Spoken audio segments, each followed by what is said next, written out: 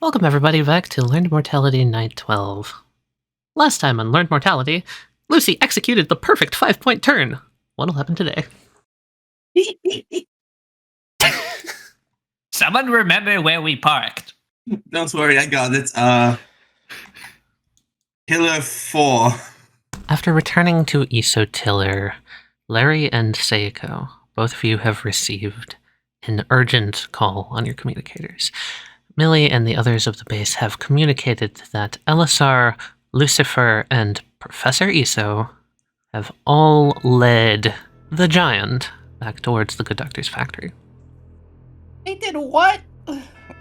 Now, as you all hop off of the convoy with a decent amount of scrap gathered from the Titanic, unloading currently by Tricky and Eric, Larry and Seiko, you see something appear out of thin air in front of you. One moment there is just a raging blizzard, and the next moment, sort of like horizontal bars streaking away at the very fabric of reality, a form is there, standing on the path in front of you. Its gaping open hole, sort of emanating this soft red glow. I'd say I'd say I'm surprised, but I'm really not. What do? I'm thinking. Yeah, I ain't got a fucking idea. I've got a really stupid one. As these two are passing sort of scrap to each other, Murphy stops and turns and then sees what you two are looking at. You're not actually going to. Oh boy, here goes nothing. Fucking sprints and dives into the gaping hole. Oh no. You have... Doesn't even bother to check where the fucking goes. Always leaps before they look. So... she's dead, right? 50-50. I'm staying here. I'm being paid to protect the base, not her. I've been wanting to do this. Something stupid like this for a long while. Can you explain to me how you enter this penguin, first of all? I dive face first. Can you make me a bronze roll? Sure. And then you simply smash your face into something metal. Just boom! Ow! Right in. Lucy, Elisar, Bliss, you all hear a boom as Seiko just kind of hits the side of this metal support beam. Seiko, Ow! Fuck. Oh, hey guys! first off, what second? You are in a very inopportune time. Yeah, could have been. Well, there's no time like the present. I'm putting us all in. What's going on? 25th hour. You'll see in a second. What? A millisecond, so he would still be walking away. Corporal, where the hell are you going? I guess that's where it leads. That Get in act here up now. with her dad till she turned We're having into a very, Elisar. very important, security-sensitive conversation right now. Fucking fine. Here, hold this. I'm gonna hand Wait. all my stuff. Are you sure that's not a trap? Murphy stares at it. If it's a trap, you'll have to carry on without us. I'm sure you'll do It fine, is. Murphy. Send everyone else at Esotiller Come on. my best regards. I'm coming. Jesus Christ. Hey, The Good Doctor is now looking at all of you. Sorry, excuse the delay. 25th hour. No, the Good Doctor then raises his hands and you see the penguin pixelate and fade back out and then lowers his hand. Third time's the charm. 25th hour. I need to ask you a very important question. Ask away, Captain. Who are you targeting? That, I think keeping the attendance slim is gonna make sure that it's not a complete clusterfuck, yes. All of you feel that familiar sort of drifting sensation as your brains are folded together, your consciousnesses tied into this singular moment. And like the unfolding of a fractal, all of you find yourselves in the 25th hour.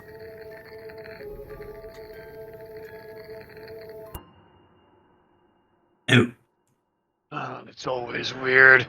Coming out of the cracks in the ground, wriggling almost like vines growing in pavement, there is a about 2-meter tall flag in front of you. I already touched a flag. It's someone else's turn now. Oh, for God's sakes.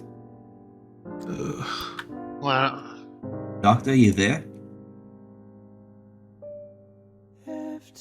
With a whirling sort of twist, vines wrap up around the flag.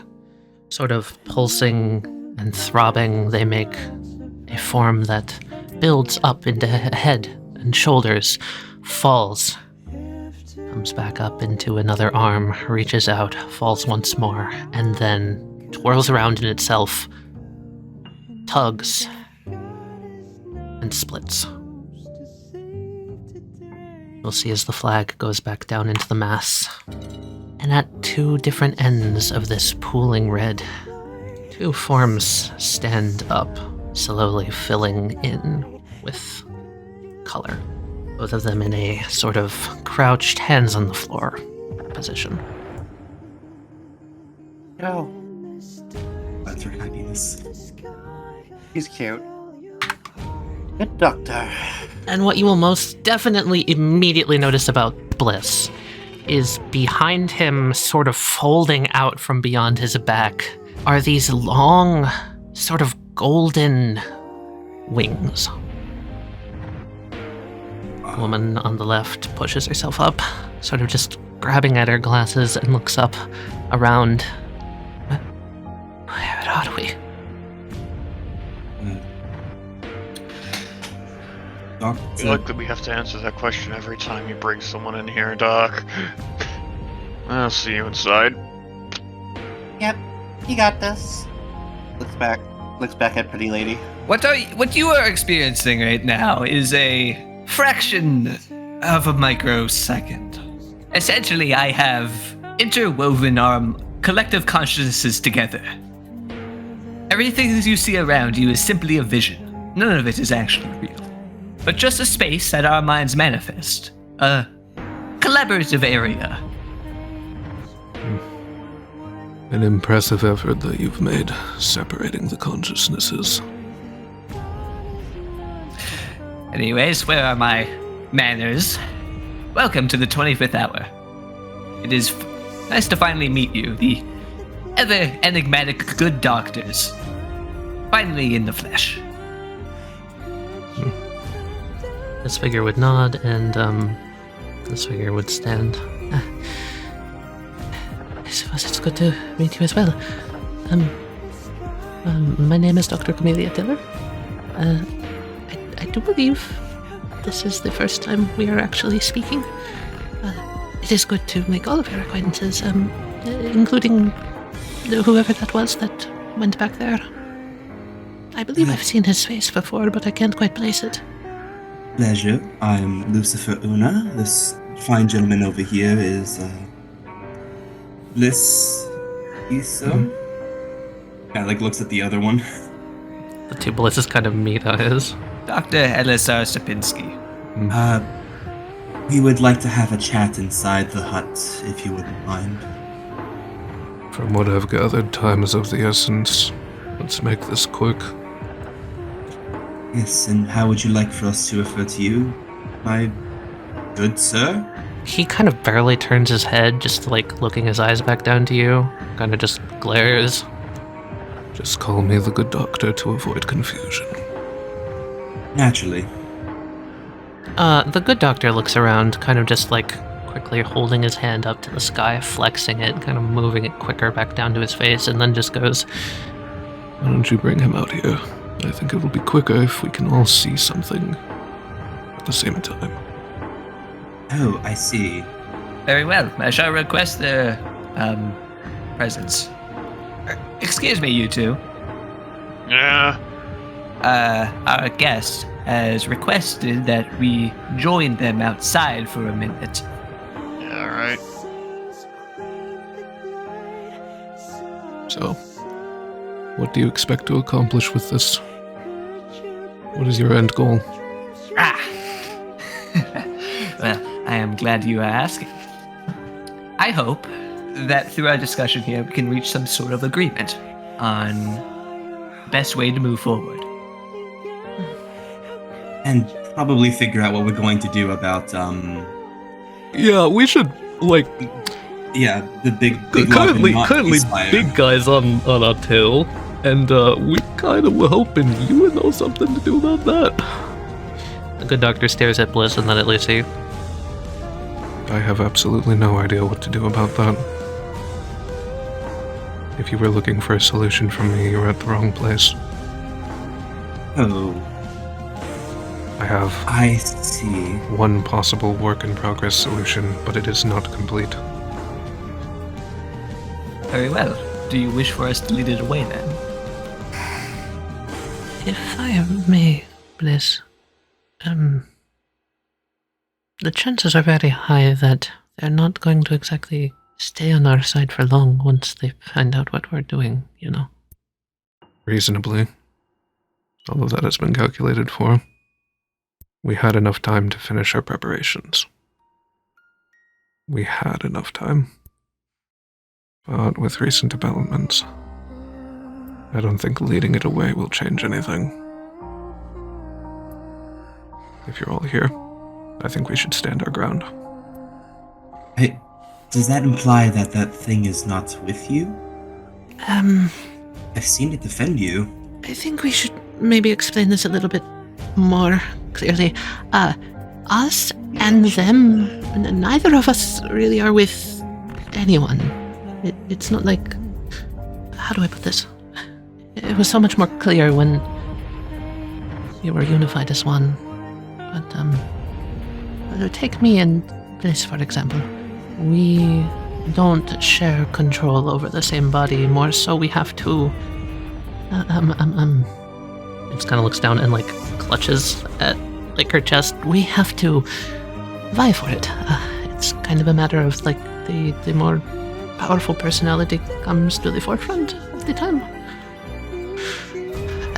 Whatever the situation calls for, I guess. Yes. It's very confusing trying to keep exactly what one's wants and desires are straight. Even now, I'm not entirely sure what I was doing. She scratches her head. I believe that this confirms a suspicion of mine. That even the commanders of the Frostbitten are just as helpless and confused as we are. I am not here to debate ethics or anything of that sort with you. You have done things which are unforgivable to us, and we have done things which are unforgivable to you. I think trying to argue over that at this point has no point. The doctor's gonna hold his hand up. A shared consciousness. I'm quite familiar with this whole circumstance. And Elisar, you're gonna feel something just kind of snap inside your own mind as the good doctor holds his hand up, and then he looks at you and says, I think it would be more beneficial for us if I took control. And there is the sound almost like just a snapping rubber band. And all of you suddenly have this feeling, this sensation, that guttural sensation that things are ever so wrong all around you as the domain of the 25th hour cracks and crumbles beneath your feet, sort of whirring and clicking like gears in reality itself, as the good doctor holds his hand up. Elisar's just going to try to push himself back up to his feet. This will elucidate things. You'll glance back at the building as it kind of twists out and in to reality. You'll look back at the good doctor and say, do as ever you wish. It's Coming in convenient. here normally gave me a headache. This is a collaborative space and it is yours to use, however it is you may wish. In the center of this sort of gear-shaped hole clicking and whirring around where the study normally stands, at the center you see this larger sort of separated chunk just twist and fall inwards into the blackness of sort of an empty space. and it bends and folds up almost like a TV screen facing towards all of you.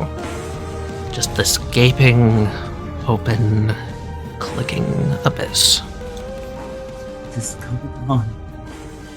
I suspect a presentation of sorts. Sighs. I am taking control of your neural firing, allowing me to share my impulses with you. In layman's terms, yes, a presentation. Given everything that you must have seen and learned ever since your diversion from Esotiller, I feel that this is indeed the most efficient way to convey this information. Never mind the discomfort. We can handle it. As the clicking sort of starts to slow down, the good doctor flicks his head, sort of snapping towards Camellia, and then just says, My words are not soft. Explain it to them. Okay. And she steps forward. You'll allow me. We have been trying to find a cure for the condition of the frostbitten. As we previously discussed at Esotiller, none of us are capable of death. If we were to die, the Millennium AI would reconstruct us. New body, new mind, all of the above. It was a unfortunate side effect of the initial parameters we set, I suppose. Then are you telling me that you're not responsible for the current forms of the frostbitten, that you merely gathered them all under the banner of a single promise to find a cure for them? My ability when I was alive allowed me to, let's just say, assimilate things in the form of microbiology. Some of that has stayed over in death. And now, in combination with Bliss, or the good doctor in this case's leftover ability, I can, we can give commands, I suppose you could say. We have the unique position of being able to communicate in a world of emptiness, in a world devoid of logic, of reason, of meaning. Imagine, if you will, a dark light such as this, and then the darkness sort of just whirls, and behind it you can see, again, more pulsing, wriggling sort of redness that's just like ever present underneath the folds of black. And Camellia continues, your existence becomes like that. That of a tired, messy, completely helpless bundle of neurons. The more times it happens, the worse it gets, until you completely lose sight of yourself. What the good doctor and I are doing is trying to unify those that can hear us, unify those who still have a sense of self, under the single cause of trying to find a way to stop this madness. And our current plan, well, remember when I said I could access that ability to connect things in a microbiological sense? Yeah. Yes.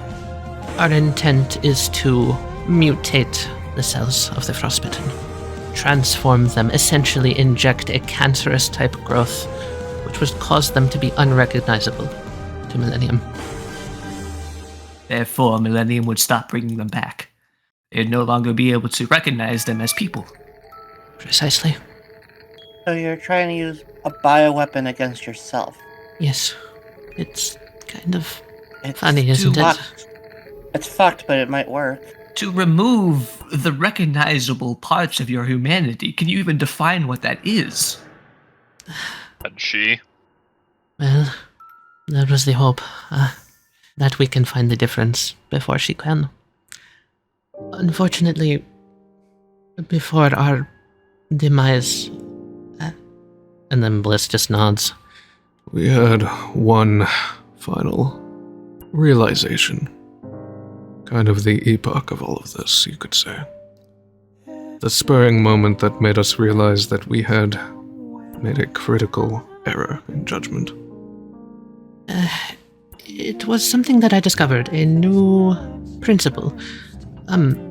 Lucifer, from what I can remember, you said that you are a part of a supernatural studies division in United Laboratories, yes? Yes, I'm a part of a select group of those who've been given scholarships to specialize in the underground findings of repurposing and reusing stands and abilities and other supernatural stuff, such as vampires. Then in that case, you would understand that the supernatural is a new field, an emerging technology. The properties, such as, long-standing properties, such as the law of universal gravitation and the like, all of which have been long-standing ever since the days of Newton. However, when it comes to the spiritual, the supernatural, we are just at the very beginning. What Bliss and I discovered was a property of the soul. I see. And she's going to point to the vision where you see sort of just this floating little device of some sort. Oh, hello. What is that? Brother Eye is watching you. This is the weather probe that we sent up into the atmosphere. Initially, it was to be led by Oblivious in order to give us data about incoming storms. But due to a malfunction, the good doctor continues, thanks to the code injected by the Oblivious AI, we discovered something more. Solar magnetism. A sun? No, solar. S-O-U-L-A-R. Oh, okay.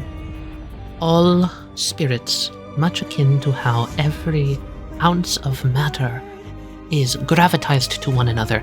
Every ounce of spiritual energy applies by the same properties as matter. Those early on when we were doing those tests, those geomagnetic impulses that were detected, were you saying this was solar magnetism? Depending on the circumstance, what were you studying? A house of dreams. Trying to identify if any changes in the environment were causing changes to its appearance. We were able to pin it on slight geomagnetic variations. I believe, yes. You did observe the same property as I did. It should have been subtle, yes? Very subtle. Hardly detectable by any modern instrument. A fraction of a decimal place. Yes. Could have written it off as just tool malfunctions, but Alright, so this solar magnetism, do you have an equation to quantify it? In life, yes. In death, sadly, no. If there was one, it would still be at the South Pole Laboratories. Yeah. I guess that might explain why Millie's having such a hard time detecting it. She's like, I can't really detect the soul, I'm trying to save all I can. It'd be why you're degrading so much between revivals. What would happen if Millie could distinguish souls?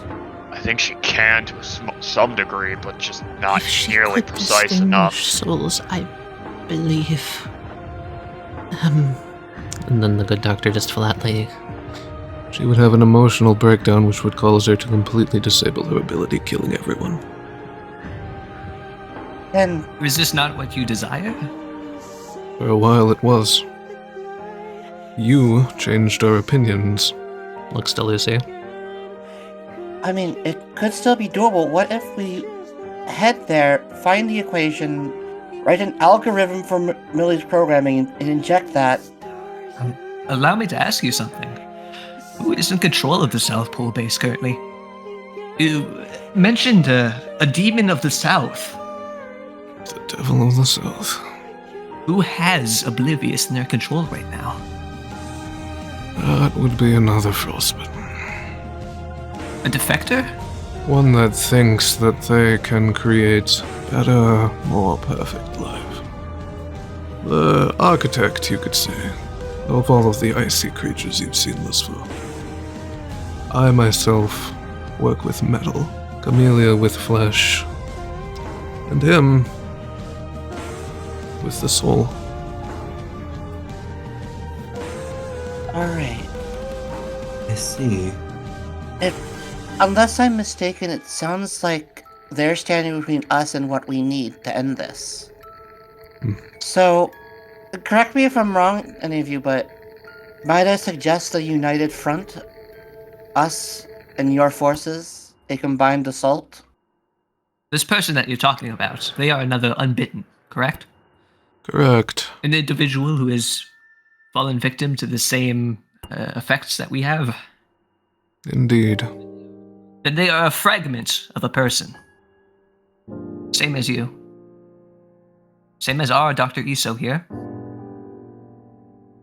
Yeah, correct me if I'm wrong, though. The end goal in all of this is to just stop this cycle of life and death and rebirth, right? No, it would go one step further. Yes.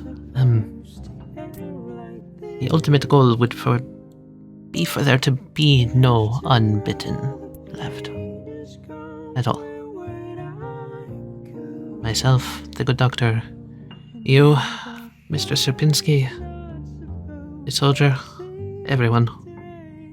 If we are to truly solve this issue, none of us can remain. My sister.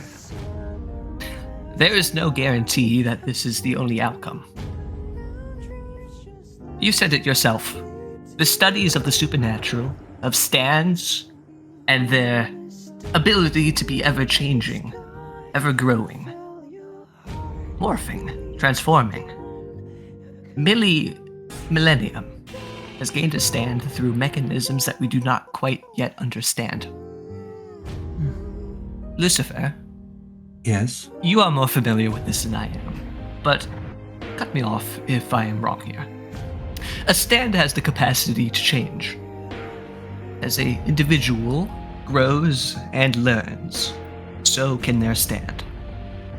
Naturally, there is a linkage to one's own being of self with stands. And, by some extension of that theory, one has conscious control over the way that their stand is shaped. By a small extension, an individual can exercise free will over the way that their stand evolves and adapts. Theory. In theory, but that's usually something that's more akin to a change in person rather than I let my brother be my brother because that is who he is. I cannot change him. However, as I've grown and adapted my own being of self, finding out who I am, to go with the previous thing, I started building from the ground up. He changed with me. It wasn't because I molded him like clay. It's not because I expressed my will onto him. No, you were not the one to do the molding. It is. Your environment and your life, your experiences molded you. It's more of the. They followed in suit. It's more of like the nature versus nurture argument. Yes. The stands usually grow and adapt with the nurture. It's the environment. It's who they are with. It's who they are as a base being. That is where growth is shown. That is where changes happen.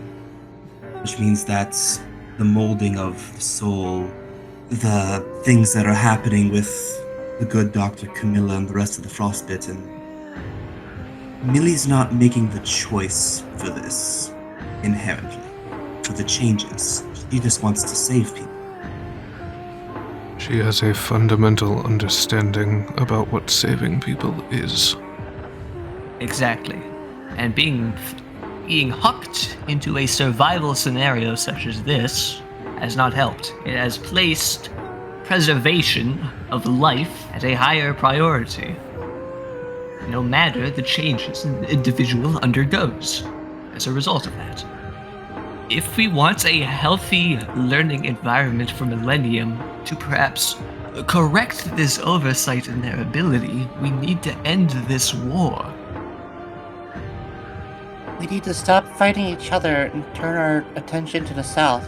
Get the information we need, teach Millie how to see a soul. And I think we can resolve this peacefully with the result that you want. You want them to see something? The good doctor then kind of just grins a little bit. You want them to see a change? Alright. Lure the giant here, and let me test my weapon on it. That'll send a message. No, But Why not? that is not the message we are trying to send, good doctor. The destruction of the largest known frostbitten, the freeing of the largest quantity of trapped individuals. You are not freeing them. No frostbitten ever truly dies. They just return and are rebuilt. But with my weapon, they won't return. pray tell the specifics of this weapon. Well, it fires a concentrated blast of radiation, effectively mutating the cells and forming cancerous growths within non-human cells, specifically in coral algae. Okay, that's where I thought that was going. Thank you. How does this free it? Are you attacking the soul from within through the coral? Are you... Its body would become destabilized, unrecognizable by Millennium. All we would need to do is destroy it the normal way, and it would not come back. Is this what you were testing when you ran the philosophy program? That's how I've gotten this far. Yes, it was actually a really brilliant moment, I think. We ran diagnostics on Millennium while you all were focused on, I believe, a larger frostbitten force at that time, to learn what she recognizes. I believe we found your Trojan. No matter, we have the codes. As long as the codes have not changed since then, they will still be accurate. That's a relief, because since that point we removed and promptly destroyed your virus. The good doctor then just kind of narrows his eyebrows and just goes, What virus? I was just about to ask about that, and that confirms. Oh wait, the madder than hell attack, that was you, yes? They kind of look at each other. Looks at shakes our her bliss. head. No. That wouldn't make any sense. Some version of Bliss showed up, burst Millie's robotic frame, and put a virus in her, made of goop. An artificial microorganism, a single-celled creature. But it was all artificial. An artificial microorganism? Almost sounds like something I would Micro create. gives the wrong impression. It's a single-celled organism, but it was very, very It's a large. macroorganism, really. So wait, that means that there's some other entity, possibly the Devil of the South, that sent that, also trying to monopolize the philosophy Then- program for an answer. This mad as hell, what is he trying to do? Destroy Millennium? That wouldn't solve Overheat anything. it, crash it, something like that. Destroying Millennium completely avoids the root of the issue. The flesh cannot die. Even if Millennium is dead, the flesh will remain living. No matter if it's smashed to its smallest, most minute form, there is nothing that can be done to destroy us in our current state. I wonder if the devil sees Millie as a threat, considering the ramifications if Millie ever learns what a soul is. We do Perhaps- not know how the devil views anything. Who is the devil anyway? As I do not Well, I believe... think they kind of leaked a little bit on it. Yes. They're getting the like-mind people, the people that still remember who they were. Wait, this The might... devil's getting everyone else, the people that don't remember and don't care. The people willing to be monsters. Okay, I want to propose something here as a question. So, good Dr. Camilla, Yes. what is your relation with the butterflies? Because the butterflies have, one, been around your conglomerate form, and has been with the Madder Than Hell that attacked us. That's it. It's the most difficult question you could ask us, unfortunately. Is that what they want? Lovely. Corporal, you came in contact with one of these butterflies. For a split second, we saw a reality where you were entombed within a frozen structure. And Encore had to snag Soldier from the clutches? Theoretically, if you are unbitten, and the neural tissue which makes up your consciousness is frozen, put into cryostasis, you would be unable to move, unable to think, unable to perceive. Dude, you're using a lot of large words. I only understood like half of them. You would be encased in ice, unable to do anything. You'd be unconscious. And theoretically, you would be there until someone comes along with a solution. That is the creed of cryogenics. The butterflies were an experiment performed by Esotiller. The specifics of them are lost on me because that is one of the things that, as the good doctor, we have been trying to recover. While we still work in conjunction with them, we do not know the specifics of their creation. We no longer have that information. Okay, but here's how I was able to make that connection. Continue, yes, of course. If it is the Devil of the South that is employing use of these butterflies that you have made at Esotiller, their headquarters, presumably, are at the ice core labs. They have been extracting ice cores from deepest parts of this continent to study the frozen bacteria that have been in there for centuries upon centuries, preserved, able to be brought back and studied. Perhaps they are using this as a source of inspiration to their view of a solution to our current dilemma. And if that part of your also makes memory, sense. Camellia, is there, that means that that part of you would be able to make that organization easily. That also makes sense. You said the Devil of the South is a soul crafter, you're a flesh crafter, you're a metal crafter. Someone's got to be a fucking ice crafter to keep making these creatures. Exactly. It's the butterfly. Yeah, that would make sense. Your Bliss scratches the back of his head. Oh wait. Okay, so we made it. You and... And then good doctor just goes, He made it. The original Bliss. Not you, not me. One that started all of this mess. Okay, right. But theoretically, wouldn't we, as that, know how to stop it? That would be a logical answer. I cannot help but notice that you've detached yourself from this scenario entirely, good doctor. At this point, I am but the hand of the people, moving us forward towards freedom. My personal wants and desires have no meaning here. Truthfully, is that so? Yes. he stares at you, firm and hard. Why? Do you believe I lie? I do not blame the blind for being unable to see, good doctor. But your divergence from this Dr. Eso, let me remind you, he came first, not you. And yet, here we find ourselves, split and fragmented and divided beyond all recognition. And with waiting time to keep up this conversation, no? We're going to have to act sooner rather than later. I want to believe in a good outcome, I truly do.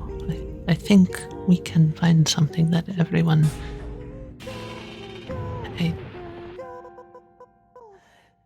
I think we can as well. On one condition, good doctor. I do not wish to see you continue to charge down a path discolored by your own limited worldview.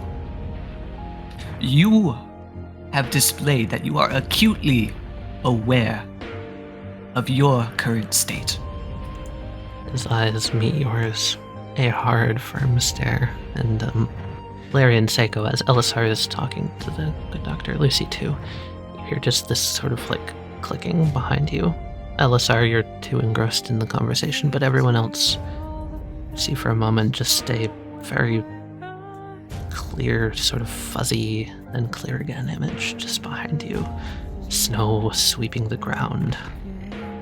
So the good doctor, blank, emotionless face, stares back to Elisar.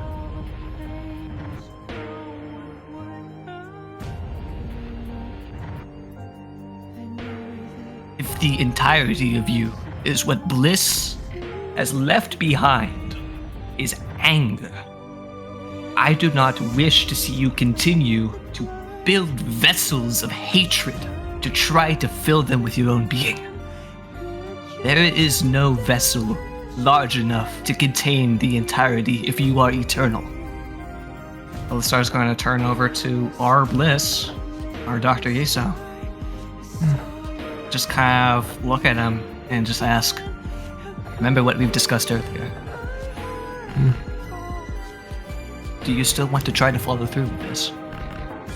I just, as long as you're certain, as long as you're going to do everything in your control to make sure that I just want Millie to have a good life. Can you?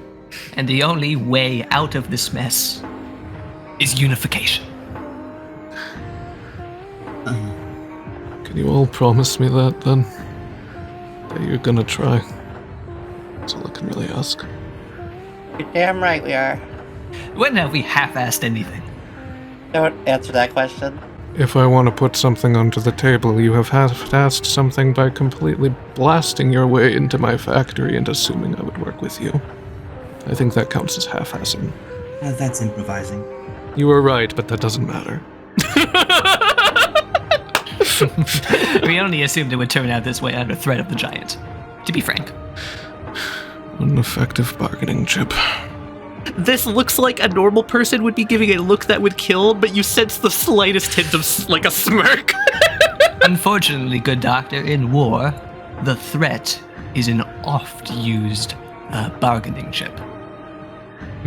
And one that is often used to end wars, not continue them. So then, that is how we're moving forward. No longer is it an us and them, an us versus them, should I say. It's just going to be us. Finally. Standing together instead of facing each other. Wonderful. That's how it should be. It's how it used to be. Yes. And I promise to you, I will try my best to make sure that it is how it will end. Us unified, whole again. Damn well better. Alright, I'm on board. Let's see what we can do. Very well. Does anybody else have any other parting comments before I ferry us back into the land of the waking? No, it's a little sour. Never mind. Anyone else notice the weird scene behind us? And Larry says that y'all look up, it's just darkness. There, what do you want about? Just a memory being shared, I assume. I think that even if it is sour, our spirits are high enough to take it. What is on your consciousness? Well, it's just an unanswered question that might give a little bit of insight on something. A few days ago, there was a war hall that made its way into Millie's area, possibly. What was the purpose of that? A war hall that got to the basement? Well, it diverged from your ranks and went around the base, and when we went to go investigate afterwards, we found a path down to, You're speaking of Millie's the area below. frostbitten foot soldiers, correct? Oh, right. We're the ones that named them. Yes, the foot soldiers. Then I would have to inform you that the you are narwhal ones. you are The horned ones. you are misinformed. They do not have free thought aside from being simple foot soldiers. They do not act on their own. Oh, but that would mean that you know Why what did they one of were them doing. break formation? The good doctor raises an eyebrow. Maybe I misspoke. We did not send any of them to the basement. At least none made it. Interesting. And that must have been the one that was escaping through the tunnels then. But it did disappear from the battle. One of these soldiers working on its own? Or had different orders. I suppose it's possible. I find it strange that, respectfully, neither of you have an answer to that. That implies, well, malicious intent from a third party if they cannot think of themselves. Then that's most likely what it was. You said there was a virus injected into Millennium? Yes, but it appeared during Matter Than Hell's. Or That is when we discovered it. that's when we Correction. discovered it, you're right. We have no idea if it was there for longer. It's possible it could have been festering for that long. You need to figure out the origin of that virus. Sorry, I misspoke. We need to figure out the origin of that virus. And in which case, good doctor, We Yes. haven't been able to decode exactly what the virus is for. All that we know is that it was receiving information from an outside source. It had Elisa. no code, I guess, contained within it. Elisar, this also might imply something slightly changing to the situation when we leave here. Yes? Good Dr. Camilla, Hmm. Frostbitten act as their own. They take orders, yes? If we're able to convince them, sometimes they don't listen. Which means you could have spies. If there's another Unbitten that has access to the Frostbitten or other presects of Frostbitten already conglomerating, that Warhol, as we are calling it, might not have been yours. But it was with you when you emerged from the penguins. It's impossible to figure out if there's each individual intent, but this means that outside of our conglomerate here, we don't know which Frostbittens are, we'll say, kosher. On the note of the virus, I'm the one that was able to defeat it. It was overtaxing Millie's systems, causing her generators to overheat, trying to shut them down that way. Overheat? Its goal was destruction. It was overclocking Millie on the philosophy program. Overclocking our overtaxing her philosophy resources. program? Specifically, yes, and then erased any data at the very end. If it was running the philosophy program, that wasn't to overheat. Correct me if I'm wrong, right, Liz? And then the good doctor looks. Millennium's philosophy program is low profile. It doesn't take many resources. If they wanted to overheat the generators, they would have ran a different program.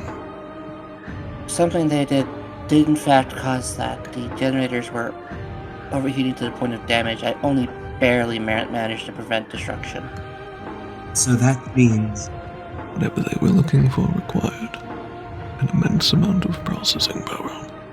which is... Oh, it's a red herring then. Because Millie said that there were no other programs working at that time, but that data could have also been expunged. She is not completely in her own wits either. Remember? Yeah. But that means that there's something else in Millie's programming that we need to be aware of. Yes. Very true. It could be that we're not the only ones looking for her to find something. We may need to talk to Millie about going one by one through a filing cabinet inside of her, basically going through her task manager. Her event logs would be good to look at as well. Those are the ones that were erased, otherwise she would know what happened. Let me interface with her then. I'll be able to tell what happened. I'm not in charge of helping her figure it out, helping you guys convince her that it's a good idea. I think if we approach her, Bliss obviously would be enough, but if multiple of us go up and go, hey, we've come to reach with the good doctor, he wishes to figure out something. The doctor holds his hand back up, and there's another click, and the hole just kind of starts filling itself back in. Given my previous excursion against the Millennium AI's protector down there, you've at least shown care for Millie's well-being. Hopefully that's enough to allow you access. Amelia smiles. I think it's easy enough to say that if we thought that destroying Millie was the solution, we would have found a different one. It's good to know. Alright, so in which case, order of operations? Also, could you clarify one thing for me? Yes? What's this Daughter of Death business? Something y'all called me before. I was trying to make you realize how stupid your position was. The good doctor looks at her bluntly. You were propagating more death. By allowing Millie to work alongside you, you were prolonging a situation which would have resulted in more death. Thus the moniker. I see. You assigned her this moniker despite the fact that you were also working on a gigantic radiation death beam. How very interesting. A literal cancer ray. The irony is not lost on me. He just looks at you! More on that, good doctor.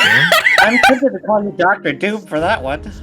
I know you are Literal eager to cancer test ray. out your unfinished doomsday weapon, mind you, but if we are able to hold our own against the giant without its employment, I highly urge that we continue in that fashion. He narrows his eyebrows and just stares at you. Oh, come now. Stares. If we are trying to send the message of unification, permanently destroying a part of people who have been divided isn't exactly a good sign. Continues to stare. Eyebrows furrowed. Yeah. For a long moment. And then he just goes, Fine. Surely we will find a purpose for it. Do not worry. Your work shall not go spoiled. Speaking of the Devil of the South, what's our plan regarding dealing with that? we make motions towards that after tonight. I was going to Very say well. after our conversation with Millie later. We can speak further here, yes? This is not the only time Once that a we day can be thi- clearly. like once per 24-hour type thing, I think. So you don't overclock the brain. There cannot exist a 26-hour within the day. That would just be impossible. Bliss stares at Elisar. Yeah, man. Totally. Fucking, yeah, totally. You're ludicrous, an idea of the 26th hour. No, I agree. I think that the principle stands. What Yeah. do you agree with? What do you mean you agree with him? What? Do you not understand this? I think it's a very Quite simple principle. really. And then the good doctor Okay, we'll just tell you stares. To think that you're part of my soul. Pathetic. I can only take things I can only plus one. I can't plus two. Okay, well, but like, It's this just- isn't like a It's just science unknown to This me. isn't science. This is just fucking quack shit. Bliss, such Lucifer, language. are you just going to stand for that kind of accusation? I'm not a I'm doctor. not wrong. This is an emergent field in science, Doctor Iso. I'm not a doctor. You just go ahead. It's all going to sound like quack shit. I think it's a very sound we should get a principle. move on. Well, this bunch of quacks have a giant. fucking Let's get thing out of with here me. before the fucking butterflies show up again. That's also a really weird thing that the butterflies show up in here as well. They can enter this dimension of yours. These merged minds. We're Only here if for we half try an to hour. enter the 26th hour, which technically we're in right now. We'll unpack that later. For now, we have a giant to deal with. All right, order of operations, giant, and me. I must thank you also, Dr. Serpinski, for this opportunity to be, I suppose, sentient again, at least in the traditional sense. It is much appreciated. I apologize if we cannot make visits like this more frequent. But if we can't, I'm sure you'll understand. I don't expect anything at this point. It is alright. Do what you must. Alistar is going to stand up before the group, turn around, dramatically hold his hands out, and the vision shall begin to fade. Oh, right. Negotiation successful. This is not going to go well. Oh no, we're about to get our asses handed to us. All of you snap back to life in the Garden of Chains. And somewhere distant, you can hear just this rumbling sound up above. You know, we never actually discussed how we were going to stop that thing. Oh yes, we have a buggy down here. And then there is a loud boom from up above. All right. Well, there goes that entrance. Boom! The good doctor looks up as rubble kind of shakes down from the sky and looks back to all of you. I want Just I want Larry the escalation, is able apparently. to grit and bear it because he only has I actually applied one of your traits in reverse to this for you. I only got 1 ear. You only got one ear. This is gonna be loud. So everyone else reflexively covers their own ears as there is this screeching, grating, sort of tearing sound of metal, the rattling of chains, the shaking of the earth, and you all see from up above as the roof of the Garden of Chains is torn off. Oh, fuck. Oh, that does look cool. Okay. Oh my god, the rendering's so good.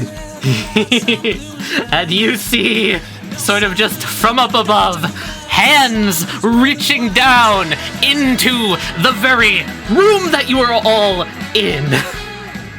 Do I have a moment to distribute cats? I'll give you a moment. Hang out with the good doctor. Oh my god, it's fucking slug. Okay. Let's go. The good doctor reaches down one hand, and the other hand holds up into the sky, gripping close to a flag, which the good doctor then points towards up to the massive whale in the ceiling. And you'll notice all around its body, just kind of up and down the spine, just pew, pew, pew, pew, pink lights start to illuminate. Fire and it's blazing. Let's get some fucking initiative, shall we? Oh, boy. Corporal, if we want to drive this thing off, we're going to have to figure out a way to disable that light of it. It seems like it's using Or at some least sort of keep it. lens to focus that beam. Perhaps we could try to find a way to break it. Got a few ideas, but I need a little bit more room to move. Can you get me to the surface? Got it. I'm just gonna have Act 1 shoot him. Try to shoot him in the eye. We're gonna try and shoot the giant in the eye? Okay. Yeah. You get just the clink as it glances off the front of the giant. Doesn't seem to do anything. Yeah, having its ability to manipulate time would be an issue. Is that a monologue at the giant? Yeah? I would say you're like 30% correct, so I'll give it to you. I'm being very general. Very general. Nice It's boat. general enough, I'm it just has trying something to to do with get- time. I'll drop its bizarre field up here. It has a bizarre bizarre field of 4. Yep, that's all I was trying to get it to do. Corporal, Hmm? do you remember a few days hence when we were attacked by all those jellyfish in ambush in the Lake Una? Yeah, I've got an idea. Do you trust me? I have an idea as well. Do you trust me? My We can answer work is on it yes. in the fold. Get me to the I top. have no ideas and I trust you both. just along for this ride. Let's not get pancaked, eh, Lucifer? Yeah, I'm in the same boat as you. They can do whatever the fuck they're doing. They sound kind of like they've lost it. Uncle, you're rubbing off on them. I try my best. No, that's not a good thing. What do you mean? Okay, listen. At this point, there is a bright, gleaming light from up above. Right here. It sort of just like brings its head in further, and you guys can see that up on top of it, sort of just like crouching low, there's another form sitting on its back. There you are. Okay. Get him here. Hey, buddy. And what you're gonna notice is that from up above, just this slow, sort of rolling dark smog starts to fill the bottom of the factory. All around your feet, the air gets sort of just smoky. Can everyone make me another bronze roll, please? Okay. The roof's been blown off. The cold air is getting in. I get my +1 from it being cold. That's very true. You don't notice any immediate effects. The good doctor's gonna spend a learning point You. Good. as it points at the birds. Two of them coalesce into like what looks like a rolling tumbleweed of vines, and they land down next to Larry. One crawls up onto you, Larry. Oh boy. And the other one crawls onto Elisar. Very well. You said you wanted to go up. Both of them are gonna start to Yep. molecularize, and both of you are going up. Oh, We're just gonna fucking Tears of the Kingdom this bitch. So they're both gonna take 1 damage. You guys are going to feel as, basically from everyone else's perspective, your bodies turn into pure light, and you are launched upwards. Right about here. Awesome. Elisar is just going to pop out here, look up the building, try to figure out where he is. Pull himself, Larry, and the two House of Dreams into the fold with him. Okay. While the giant doesn't seem to move at all, the being crouching on its back most certainly does look at your location for a second. We'll have to relocate ourselves. Corporal, Val and I, when we had the opportunity to do so, we set up a decoy meant to attract those jellyfish to it so that they could cluster around it. You know, that wasn't what I was thinking about. Let me continue. If we were to move this decoy to a weak point, I guess, of the giant, we could get all of the jellyfish to move and cluster around it, and then you could simultaneously detonate all of them. Now, when we initially set up the decoy, it didn't have much of an allure to them due to the alternate power source coming from down below. However, with the help of House of Dreams, I believe we will have a better chance of diverting their attention. Getting them to cluster around maybe the lens of the giant, that large apparatus on the front of its face. Maybe we could cause enough physical trauma to it to perhaps break it. That's one theory. I've got my own plan. Not sure how well it'll go. Well, what's your idea? You're not gonna like it. So just trust me. I said I'd trust you. What is it? Talk to me. I'm gonna send you my secret action. I'm not allowed to know. Okay. Gotcha. Cool. His goal is to blow up. It's a silly idea, but I'm not opposed to it. Right. If something goes wrong, it'll be on my head. And I'll be staying far away from you. Let's just try to stay out of sight while he does his job. Yeah? Right then. I'm gonna try to get up to the roof. Okay.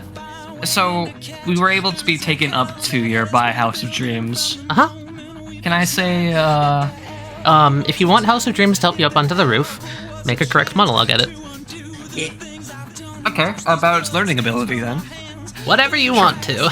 Because of our first attempt at the decoy was unsuccessful, I believe with House of Dreams' ability to molecularize and become a very essence of energy, that should be enough of a current to attract all the jellyfish in the area to its location. You'll just have to get the decoy to give us a vessel for that energy. Ooh. That's fucking rad. Yeah, you're correct. Oh, Hey everyone, sorry for the low speed analysis, or rather quick speed. I sensed that there was a 25th hour that happened which I was not privy to. Is that correct? Yeah, about. I would say yes if I could respond to you, but I can't. Well, I can't currently Right, hear yeah, Elisar, so I'm going to assume that he's currently preoccupied. But I think all of you should know something about the unbitten form of House of Dreams. House of Dreams is able to take the actual electrical currents that are inside of nerves and use that to its own advantage. This form of House of Dreams is made almost entirely of neurons. So, if it condenses its form down to a smaller point, it is able to molecularize and take one other individual with it, essentially skyrocketing them. I can't exactly tell what its ability allows it to do beyond that. I believe that's the main effect. I think Encore put it better earlier. Bird up. Yeah. I appreciate the humor. Frostbitten class snowflake. Designation House of Dreams Act 2. Lightning in the sky.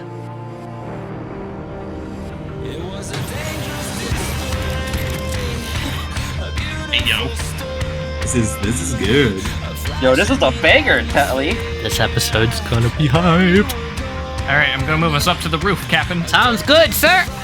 So yeah, what the it does decoy. is essentially it can allow you to like zip along anything that's electrically conductive. So Elisar, you and House of Dreams just kind of coast up the side of this aluminum sort of shed as if you were a current. All right, yeah, I'm Croc Rock, baby. I can take us to about here. All right. Tali, I have a really stupid fucking idea. If I remember correctly, I still have one charge of Ukulele left, don't I? If you would like to check, Ukalu would manifest around your arm.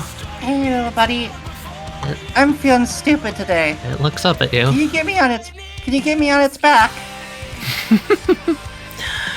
Bird up! It nods to you, and with a burst of electricity, Seiko, you feel something in you just snap, and you are launched upwards. And I would like throw it right next to green fuck. Right next to green fuck, eh? Yep! Okay. As I land next to him, I'd like to go, hey, you jolly green jackass! You ready to fight fate? Its head turns. You notice behind it there is this long sort of arm made out of stone that is heaving like a club, and its head just kind of clicks. And you notice this one, it has a mouth, and it spreads wide in a grin with serrated teeth. That's a face only a mother could love. Time for, kitty claws! I just realized that this thing has power lines going across it. It does! I wonder if I could perhaps use those to my advantage.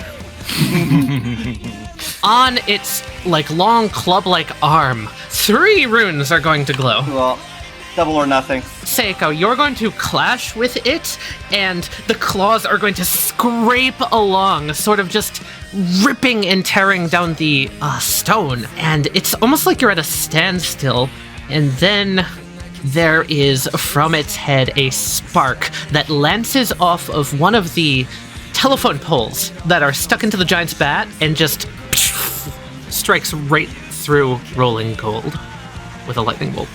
Oh, and you double or nothing with that. Indeed. So you're going to take 13. That hurts. Mad as hell looks back at you, its body sort of tensing in just this anticipation. Lucy and Bliss looking at these chuckle fucks. Shogeki no Kyojin, these motherfuckers. They fight the Titan. Lucy, who wants to make it home, does not do that immediately. Act 1 looks back at you, shrugs. You get me, Axe 1. Lucy is going to run up over here. The siblings are going to make their way and jump over here. Lucy is going to jump for the ladder, and the siblings are going to catch his arms and pull him up. Oh, yeah? Lucy is going to back up the good doctor. Okay.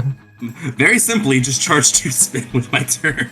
Okay, I would like to also mention, one of the locks on the Good Doctor has broken because of you dropping Lightning in the Sky's Bizarre Field. Hey, look, a friendly Bizarre Field. It sure is a friendly Bizarre Field right now. I will say the giant is looking at the Good Doctor right now. Specifically the good doctor. Specifically the good doctor. You got a friend. Oh, good evening. Yeah, bird up. On call, Lucy, you please, know what it no. does now. But like, be careful with it. I think it uses But its having own so life much fun force up to go there. up. Anyway, that's not important right now. Use some help up here! That's mental. Seiko is dying! That's a her problem. Lucy just looks at the good doctor like, yes, this is who I have to deal with. Someone call a doctor then. Bliss also jumps to the ladder and climbs his way up. Yeah, I can't exactly say we're the most organized. Anything I can do to help? The good doctor is going to then take a flag and, this one in particular, points it at Bliss. Bliss starts walking on his own, and he's just like, oh fuck, he goes over to this console. He starts typing. He's just like, oh man, a few words, I see. Oh, he could just do that. And it's the giant's turn. As the head sort of peers down in here, ripping this area open from its back, almost like a prehensile, like claw-like arm comes down with a smaller hand. And basically, the hand is going to wrap around the head of the whale and start squeezing. Let go of Shamu. The building starts to rumble, the hands start peeling it open further, the head is staring down closer to the good doctor. Larry. First things first, Act 1's coming up. Alright. And I'm gonna shoot the orb. And shoot the orb, okay. Just barely miss. Mad as hell. Currently has a cat clashing with it. Shove Rolling Girl off of its arm, and burrowing down towards you, bull rushes you, and overarms the club at you. There's no way I could win a fucking roll for Seiko to roll out away on her own. I don't think. I possibly have like some kind of luck roll for there to be just a small patch of ice on the back of this thing for her to slip on and slip out of the way. You don't have to roll luck, you could just use a plus point. I will do so. Okay. Okay, roll 2d6. Oh, fuck me! So you do end up slipping and falling. You are now here, and with a crushing weight of probably close to a ton, your foot is smashed and pinned beneath the arm. You're going to take 4. I can live with that. The good doctor is going to hold up the flag, and you will notice that the whale will move its head up towards the face of the giant. At its front, light starts to coalesce. And he's gonna swoop the flag down and point at the giant. And you are going to see as a beam of pure radiation is launched at the giant's face. Okay! As it's firing, the basically white tinted like ice on its eyeball is being bored into. You see hairline fissures and cracks running along it. The whale holds. It does not burst I'm guessing through, the giant does as well. but the giant is currently resisting. Yeah. All right. Elisar. I'll tell you what I'm doing. Yeah. I'm going to approach the decoy that we have set up here in the fold. Yes. I'm going to pop out of the fold, and I'm going to try to inversely send the decoy, jellyfish and all, into the fold. Place it on myself with all the jellyfish still attached. I'm going to open up the ceiling behind, underneath me, to look into the generator room down beneath me. Okay. That's another jelly. I'm going to set this up right in this doorway between me and all those other jellyfish. Uh-huh. And I'm just going to reach out, or I'm going to take a wire from the decoy. I'm going to grab a hold of it. I'm going to let House of Dreams go into the decoy device. Hell yeah. And see how many we can get with this. With House of Dreams, let me just say, you absolutely are attracting them.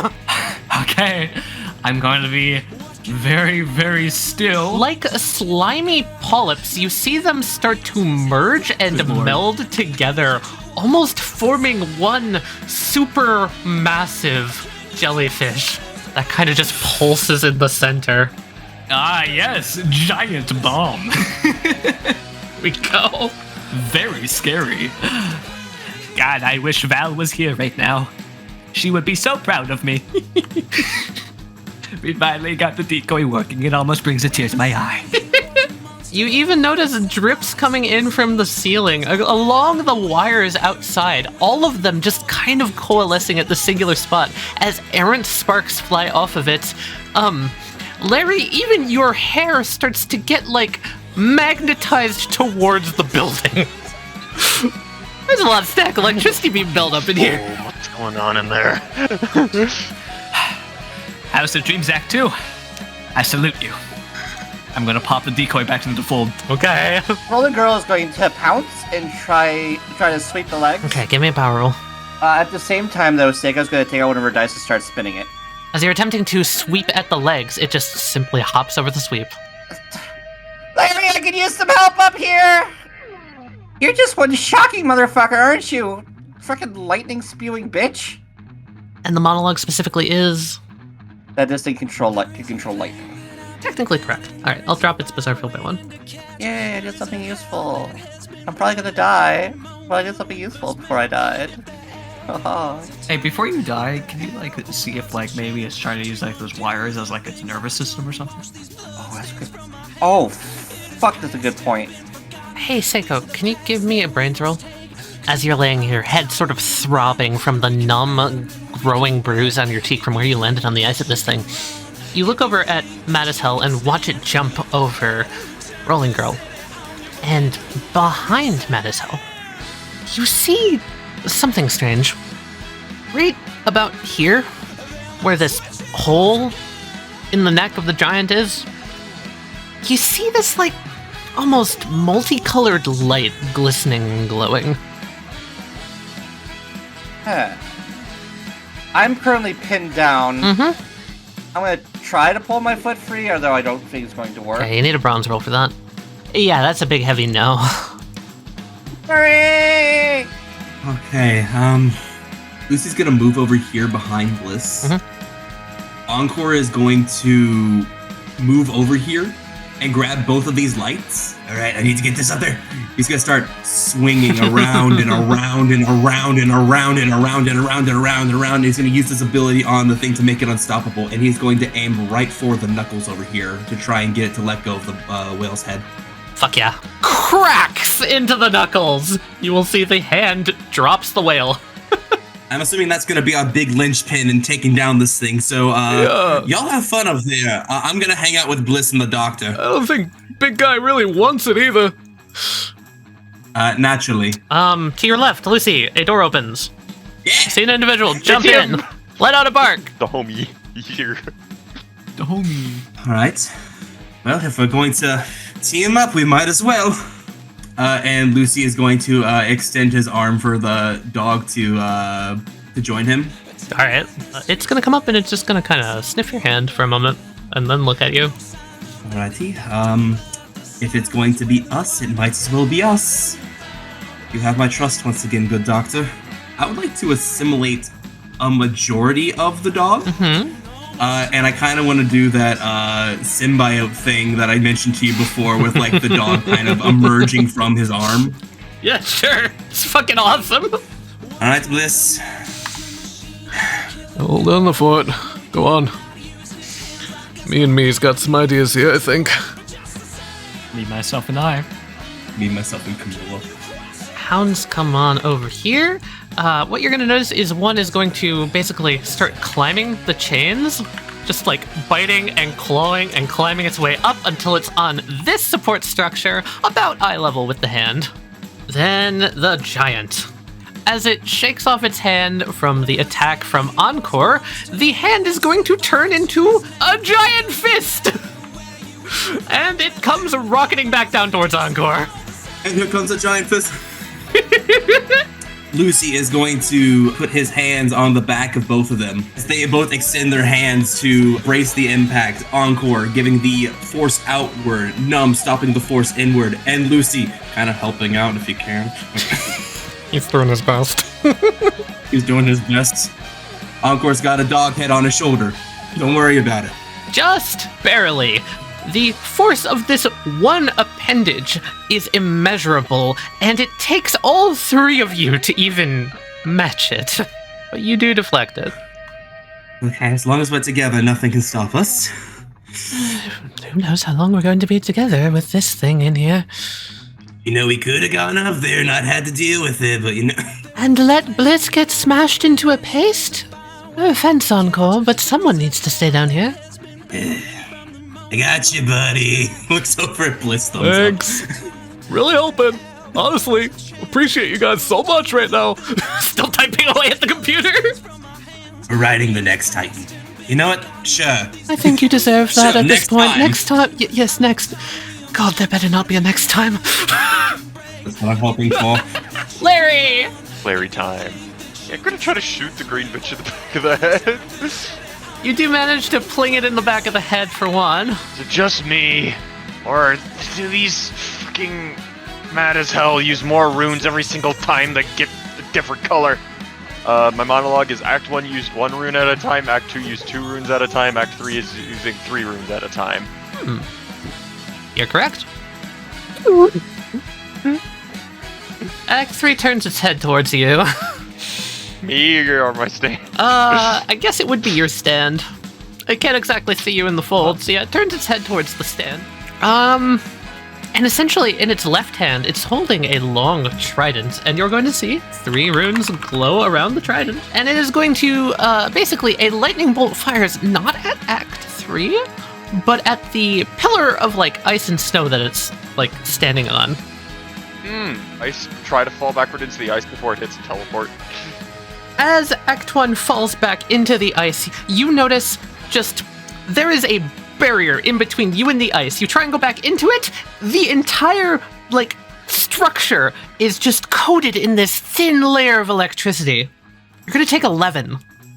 Holy Oh, jeez. Like the whole thing. The whole thing. I'm a spender resolve. Larry, Seiko, and Elisar, you're going to see as the entire giant starts rumbling again as the laser beam continues to fire radiation directly into its face. It seems like it's at a standstill. The giant has started moving slower as soon as this connection was made. It isn't making any progress, though. Elisar. Elisar's priority right now is not killing this thing. He wants to pacify it. I think taking this bomb and blowing it up right at like the fucking base of its neck would probably kill it. Elisar is thinking if he uses the properties of the jellyfish to reverse the flow of electricity through this beast, through basically these wires that are essentially its nervous system, he could perhaps pacify it, maybe even encourage it to fuck off, basically. Elisar is going to pop back into the fold and look for Larry. And oh boy, wouldn't you happen to know it, there's Larry. On that clip. I'm trying to get a good shot. What do you want? Corporal, perhaps you can help me out with something here. You can Act 1 transport people. Anyone but me. Alright, can you have Act 1 transport me to the far end of this beast? I have an idea. I have to get a little closer and he'll have to get back to me into the fold. Give me a minute. Very well. Okay, Seiko. You are no longer pinned. Its attention has been turned behind it. Seems like it was focusing on Act 1. You've got a moment. How fuck's my ankle? Bad, but not unusable. Alright. I would like to sharpshooter flick my spin die into its eye. Okay, it's currently not facing you. I want to peg it in the back of the head, get its attention looking at me. Okay, and there is a crack as it goes through its very thin head, out the front of the eye, and then back around into your hand. It takes 6. Oh, hell yeah. And it snaps, turning to you. Cool, that's what I want. Rolling Girl makes a fucking beeline for the hole. Rolling Girl makes a beeline for the hole. Yep. Rolling Girl's gonna jump in there and start ripping shit up. Not exactly sure what you're hoping to accomplish, because all you're really going to be ripping up is a floor. A floor? Rolling Girl, Wait. give me a precision roll to transfer information to Seiko. Yeah, Seiko? There's a whole fucking room in there. Interesting. This fucking... And it spatially doesn't make sense. Sicko's I going swear to God, if we defeat this thing and fucking Senator Armstrong fucking pops out. Bigger on the inside. That's kind of the feeling. I see. It's a fucking TARDIS. Okay. I need to get over there. I need to get over there so I can actually get physical eyes on. This thing seems to need quite a bit of electricity considering the power lines. You're powering this thing, aren't you, you shocking bitch? It's I got that right, Sparky? faceplate cracked. You see errant sparks running along the inside, almost this fleshy red on the other side of its face visor, just wriggling and writhing in almost undeniable fury back at you. Partially correct. I am going to attempt to run past him and try to get over to the hole. I'm gonna spend a bizarre field point. Oh, the green guy's dropping their bizarre field to stop you. Uh-oh. The green guy is dropping the bizarre field to stop you. Oh, I'm dead. Oh no, the I'm green guy is totally dropping its dead. bizarre field. Guys, shut the fuck up. I'll get to what it's doing in a second. Seiko, basically, as you're running there, it doesn't turn to follow you. It just kind of watches. As around your feet, around your legs, as you're running, you notice that, again, climbing up this giant, it's slippery and hard to move, but it's harder to see as well. As a thick sort of fog of smoke starts to appear all around you. How much scrap do you currently have?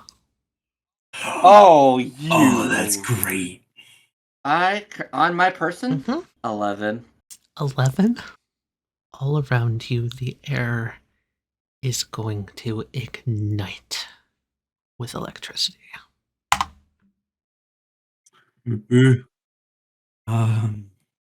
Madisel just kind of watches as all around this cloud of rumbling thunder appears. Seiko, you get to make a base roll. Secondly, labor mechanics. I would also like to mention you don't have any scrap anymore. Oh, lovely. Planning on fixing up Millie, but then the meeting happened. Yo, can I use Brains to chuck the bag at it? It redirected the...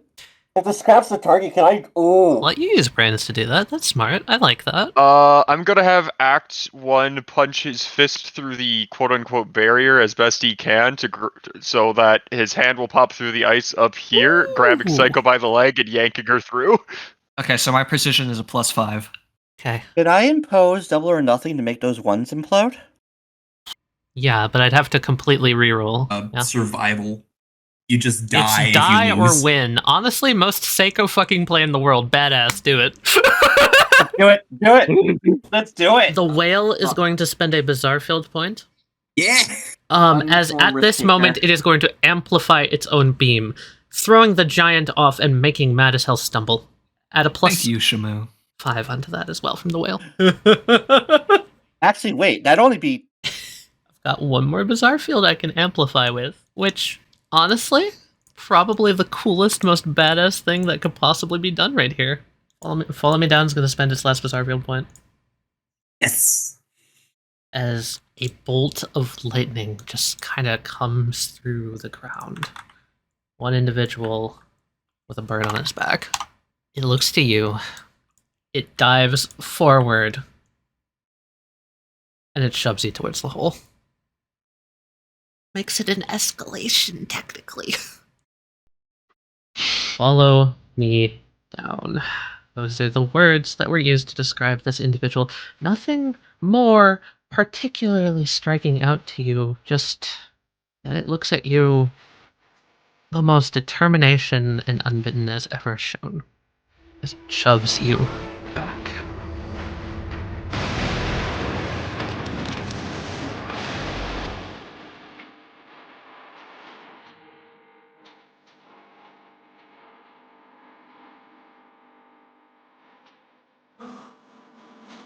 Jesus Christ. Music is so good for this moment.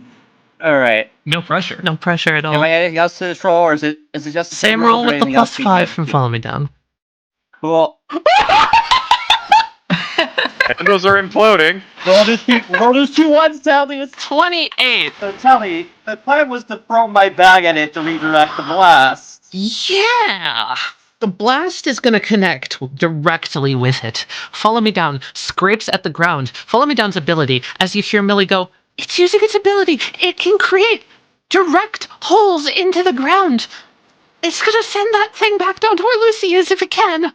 As a hole opens up beneath Mad as Hell, you're gonna watch as the explosion of lightning goes off and does nothing to Mad as Hell Act 3. Absolutely nothing. But that doesn't mean the hole isn't gonna open up, sending it falling down. You feeling good? I'm good. I'm You good. good yet? What a kid! I almost died. Once again, single Liverpool trope of every episode of almost dying but somehow surviving. Tali really trying her best to not immediately turn you into a red stain. I'm proud of you, Tali. That took a lot of restraint, I'm sure. Coming crashing down, down, down. Mad as Hell lands in a heap. Hovering above it for but a moment, the orb stays there. It's kind of hovering in the air. And then flits back up through the hole in the roof. Away. Mad as Hell pushes itself up. You can see it scowling Lucifer, Bliss, and the good doctor in this moment, and you hear, Lucifer, Yes. I have you the deal on this. All of that smoke that's at the base here, all of that smoke inhalation, if you will, it creates a miasma that electrifies the air itself, but not just the air. It seems to be doing something to all of the molecules in your body as well. I'm pretty sure that means you're not going to be able to repair yourself with Spinner Haman, okay? Extra careful measures, got it. Very. Furthermore, it can ground itself in use of the giant stone mace it holds, fire lightning bolts, and as you've seen, turn scrap metal to ionized dust. Frostbitten class, ambiguous. Designation, Mad as Hell Act 3. Fury of Tartarus. Get up off the ground!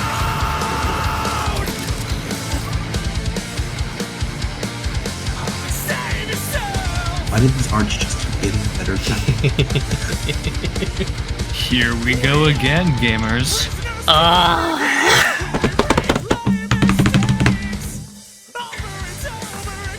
It has a Another hole. day, another Mad as Hell. Bingo. Oh my god, okay, given the situation, the giant is the major priority, but we need to make sure that this Mad as Hell doesn't interfere anymore with the whale. That's gonna be our linchpin in this. We just gotta make sure that whatever the hell this thing creates in its hands, it's pulling from tragedies from the past or something like that. We can't have another LSR situation happen, especially with that thing not allow us to recuperate afterwards. It sure Yeah, does! It's pulling tragedies. Lucy's gonna jump up here, use the mechanisms of spin to throw it out into this direction in a weird boomerang shape going beneath the hand, and then Encore is going to use the bicycle kick method to plot point another spin and hit it directly at the new Mad as Hell. Fuck yeah. Alright. Act 3 is still getting up off the ground, so it's going to use its innate durability. Ironically, Lucy, you fire your spin right through a hole that already existed in its face. Looks like Seiko already hit that part. Whoopsies! It still takes one. Oh, habits of going for the head. Lucy's gonna be facing off with the Mad as Hell. These two are gonna be guarding against the hand. Okay. Bliss stops typing. Turns towards Mad as Hell. Roman numeral 7 is going to glow in his hand. He is going to then slam it down onto the ground, and a whirlwind is going to appear around you and him, Lucy. and he is going to completely clear the smog. That's very helpful. So what's the likelihood that that part of me wants to talk? In the concept of infinity, it also encroaches towards 0, so I'm gonna go with very unlikely. Fucking figures. The large hand is going to pick itself back up, seems to be shaking its hand off and looking around. The giant passes its turn. I do not like that. I need to get you up there, don't I?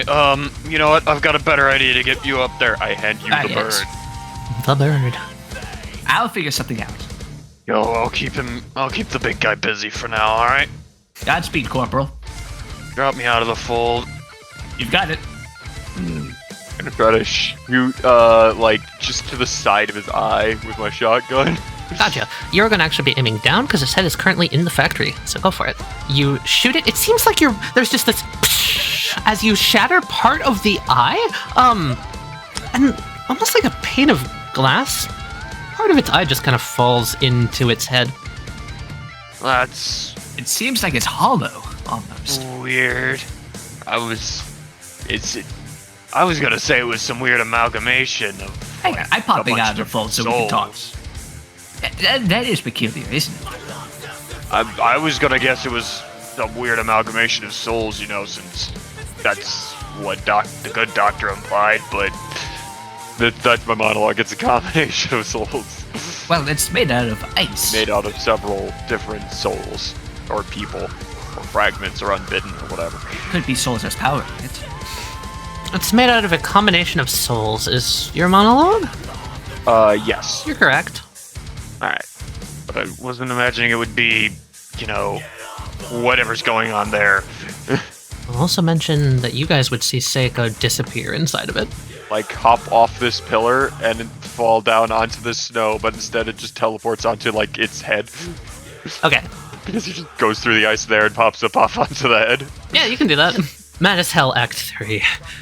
Sort of dragging behind it as it takes steps down this long pillar. Again, it's multi-jointed, stands far too tall, walks with wanton destruction and just an amount of fury behind it. It takes its right arm, holding the trident, and just simply smacks the good doctor out of the way. And it comes up to Bliss and Lucy. What are those dice? That's the Roman numeral 10 appearing in its face. Glorious. From beneath, the earth starts to rumble, chains clanking all around you, as in the earth itself, pillars of stone just jut out of the ground, here, there, everywhere in the factory, piercing through machinery, piercing through chains and metal. One comes up directly beneath Lucy and Bliss. Lucy having his steel ball spinning in his hand. Mm-hmm. You know when, say, like a bicycle wheel is going at a high speed, and you decide to grab it with your hand, your arm lurches in the direction? Lucy is going to momentarily grapple his spin ball to kind of do like a weird roundabout flip in the air to get out of this thing, get out of this thing's way. Fuck yeah! Escalation. Okay. Oh boy. Uh-oh. You do a sick flippy. Unfortunately, it catches your foot. You're going to take 4. You do land, though. You stick the landing. Lucy, think of the alternative. Well, I'll take a cut. Bliss does a similar thing, except he just kind of holds his hand down to the ground, holds a rune there, and freezes the ground, so the spike coming for him just kind of clinks off. The good doctor looks at you, sees Mad as Hell, turns. All 3 of them turn up to the whale. All 3 of them point their flags. The whale focuses its beam back on the front. To make another attack at the giant. Yes! And this time, it seems like it does something. As the radiation with the blast that Larry made in it, weakening the front of this thing's face through its left smaller eye. It has 3 eyes, 2 on either side and 1 in the center. Its left smaller eye is bored through by the beam of radiation with a shattering sound. Back up as Elisar, you watch as this entire body of this thing creaking and groaning. It seems almost to like the vines all around it that are like making up these cracks and these creaks where you can see the clear flesh of the unbitten. All of it freezes. All at once. Something's happening. Elisar is going to pop out of the fold alongside House of Dreams, still keeping the decoy on him. Corporal, they've done something to the beast. It appears to be stunned. Mate, apparently. We've got to get up there, and we've got to see where Psycho went to. I'm going to continue down the length of the beast to get this decoy set up. But this may be the perfect window to try to collect ourselves, see what's happening. This is where we part ways. Best of luck to you. See when this is all over. Take care of yourself. Likewise. With the help of House of Dreams, Elisar is going to propel himself up to the air, close his eyes, hang on for dear life, molecular eyes, go up to the top of the cliff. Okay. So what movement does this ability allow me? It'll give you 60 give me, feet, like, 60 feet omnidirectional upward movement. It will also take 1 point of damage whenever you use this ability. Okay. So Elisar is going to go up to here, and while the beast is stunned, is going to land on top of it and use the momentum. He's going to like pop out from being molecularized back into penguin form. And he's going to use the momentum to belly slide down the length of the giant. Oh hell yeah! I have a belly slide ability, which if I'm moving in a straight line, I can double my movement for free, and I can double it even again if I'm moving across ice. Yeah, and this is ice! So Elisar is going to follow the power lines all the way down the length of the creature. Okay. And get as far as he can. He wants to see where it leads. Okay. Sure. So as he's traveling it down, can I do like a brains roll to see if it's being connected to the beast itself? If it's power that's being drawn from elsewhere? As you follow along the baseline of it, it seems like the power lines wrap and twist around and then lead back towards the mountain range. Excellent.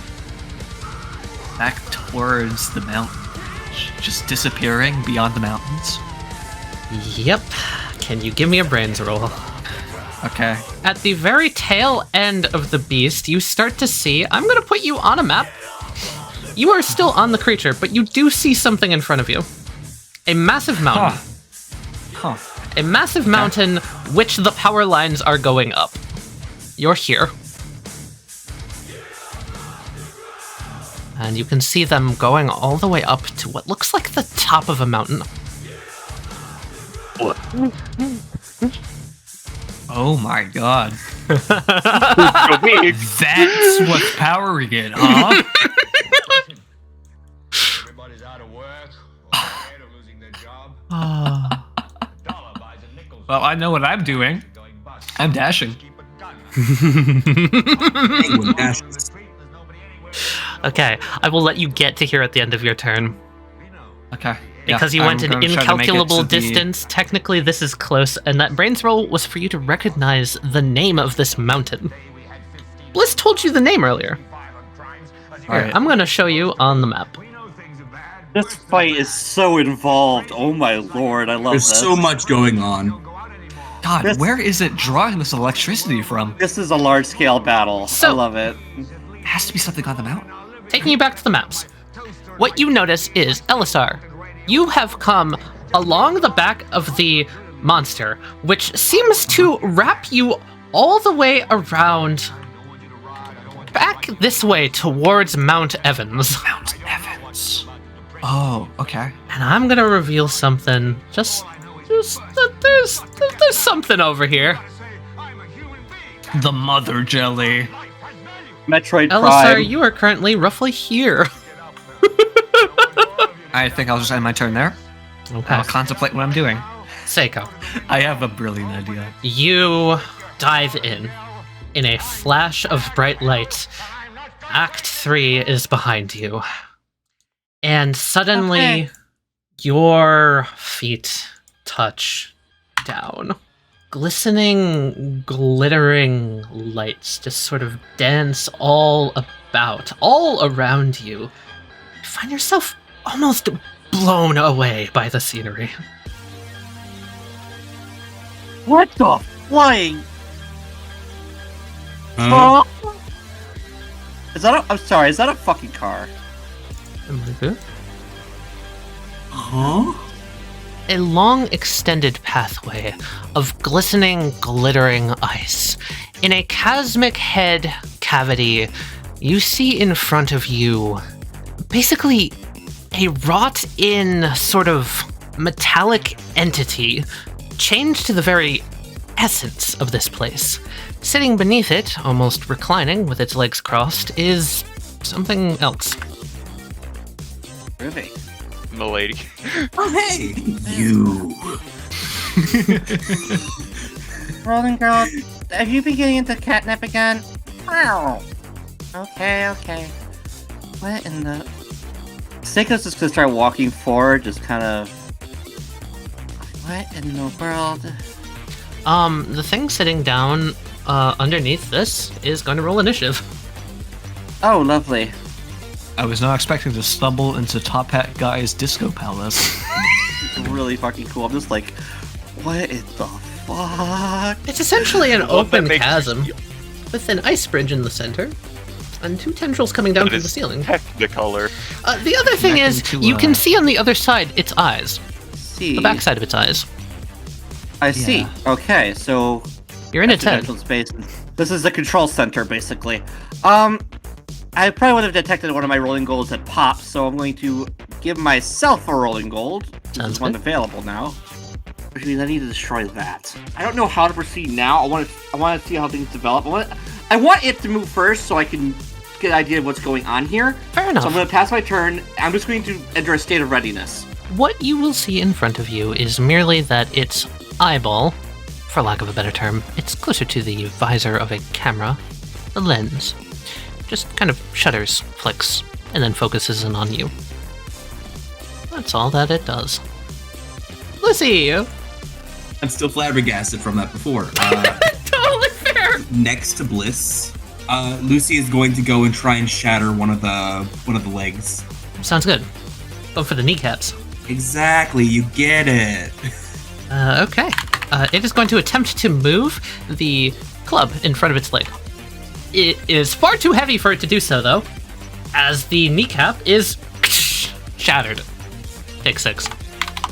It stumbles down to a knee, sort of holding itself up on that club. I'm kind of stalling it, but even with it surrounded, it's definitely a better... It's definitely the threat right here, as weird as it to say with the large monstrosity above us. Bliss, any ideas? Fuck. Lightning. It's electricity. There's got to be somewhere to ground it out, right? Take away its power. I mean, if you have the ability to ice and snow are not really that good. It's a good insulator. Electrical wise. I mean, yeah. Yes, it's a great insulator. If anything, it can, rubber boot situation. Yeah, I might just start coating the ground, honestly. All right, time to test my balance. Fuck you, other me. He points at it. I like you better. So I'm gonna spend his friendly bizarre field point. Yo, jump up. Whatever variant of ice storm or freeze or anything of that sort. Anything is helpful at this moment.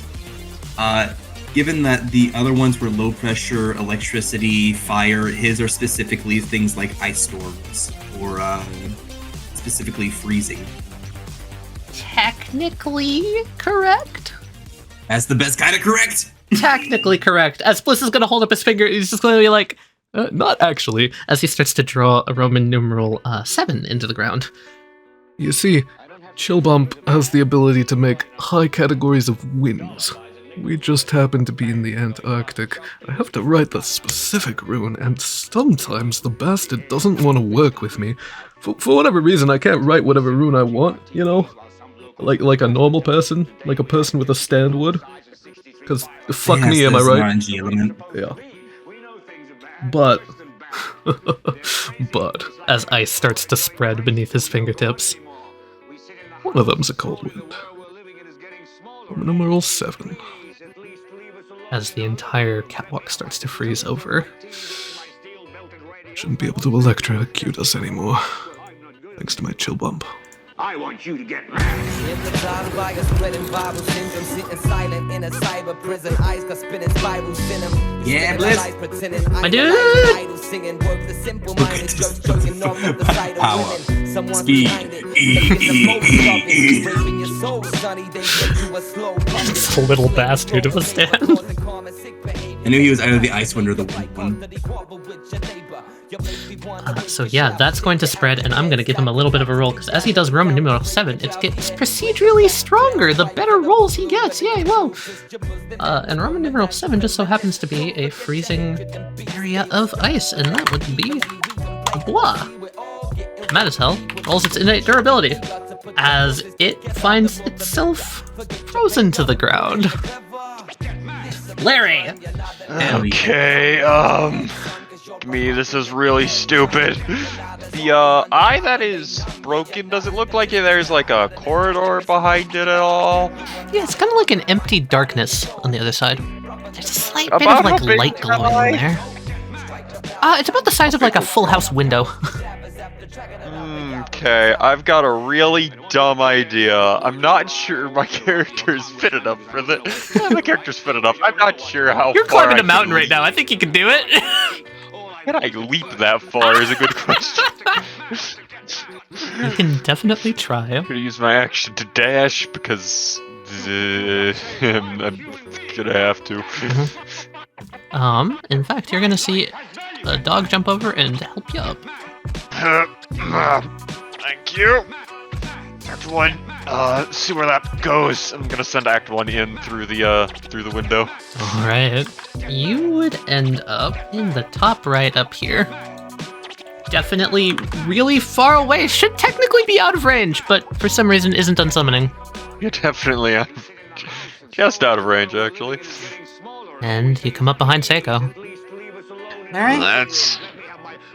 Alright, the time-space distortion bullshit really needs to stop. It's starting to give me a real migraine. Yeah, just looking at this place hurts my eyes. And I wear bright pink all the time. It is Act 3's turn. With effort, a lot of effort, as it pushes itself up, starts stepping forward towards you and Bliss. It's going to hold its hand up. 3 runes are going to appear in the air above it. Number 1, as essentially a boulder forms in the air above its hand and just kind of levitates there. That's its turn. Behind it, the good doctor lowers its flag. Follow me back down, jumps behind it, attacks it. Nice. Bites for 1 damage. All right. Elisar. Let's blow up some power lines. So, Elisar, you find yourself at the base of the mountain. How even is the ground?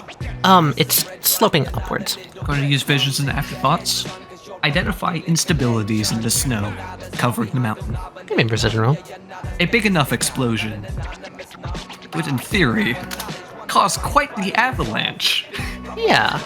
The best spots are the spots where there aren't power lines. They put the power lines on stable spots, but the other spots, Right. not so much.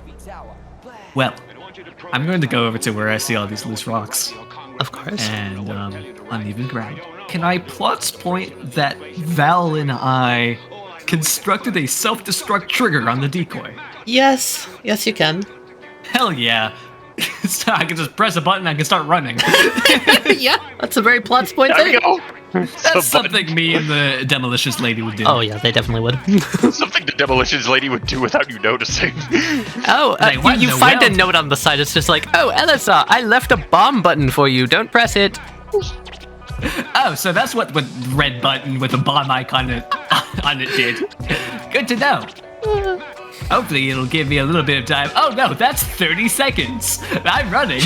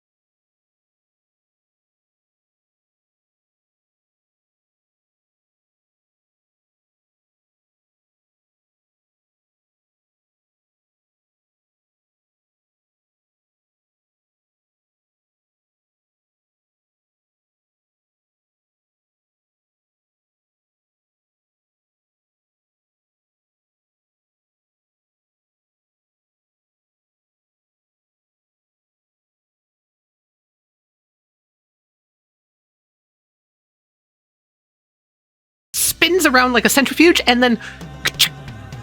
Oh, it's holding a pistol. It shoots you. It's got a gun. Can I make this a double or nothing and make it a Western style duel with my die versus his gun? Sure. With just a piercing sound and a splatters to the ground.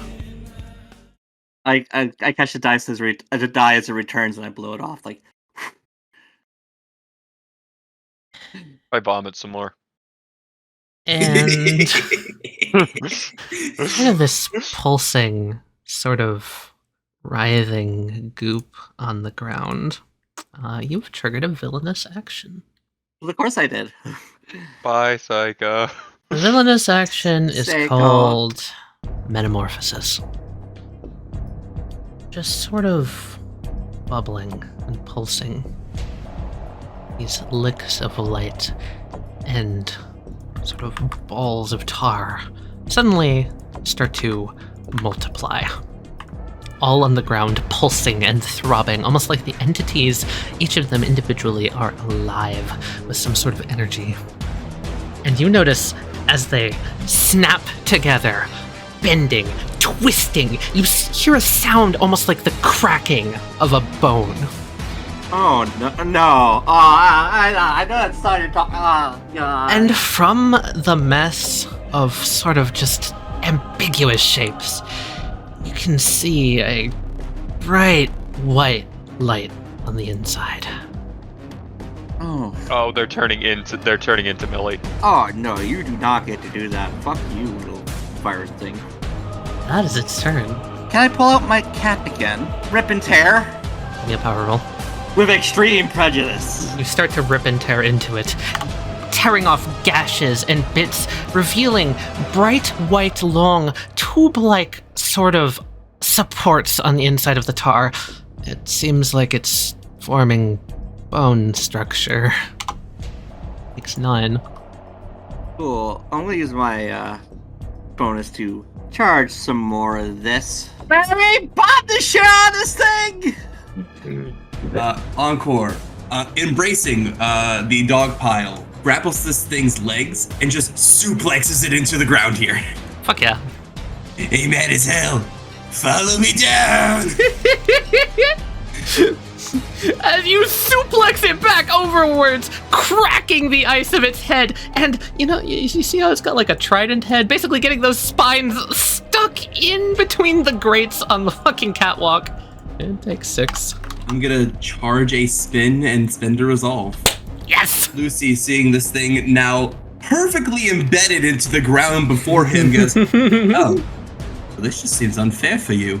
As he holds out his hand, reels back, and just digs the spin ball straight into this thing's remaining face.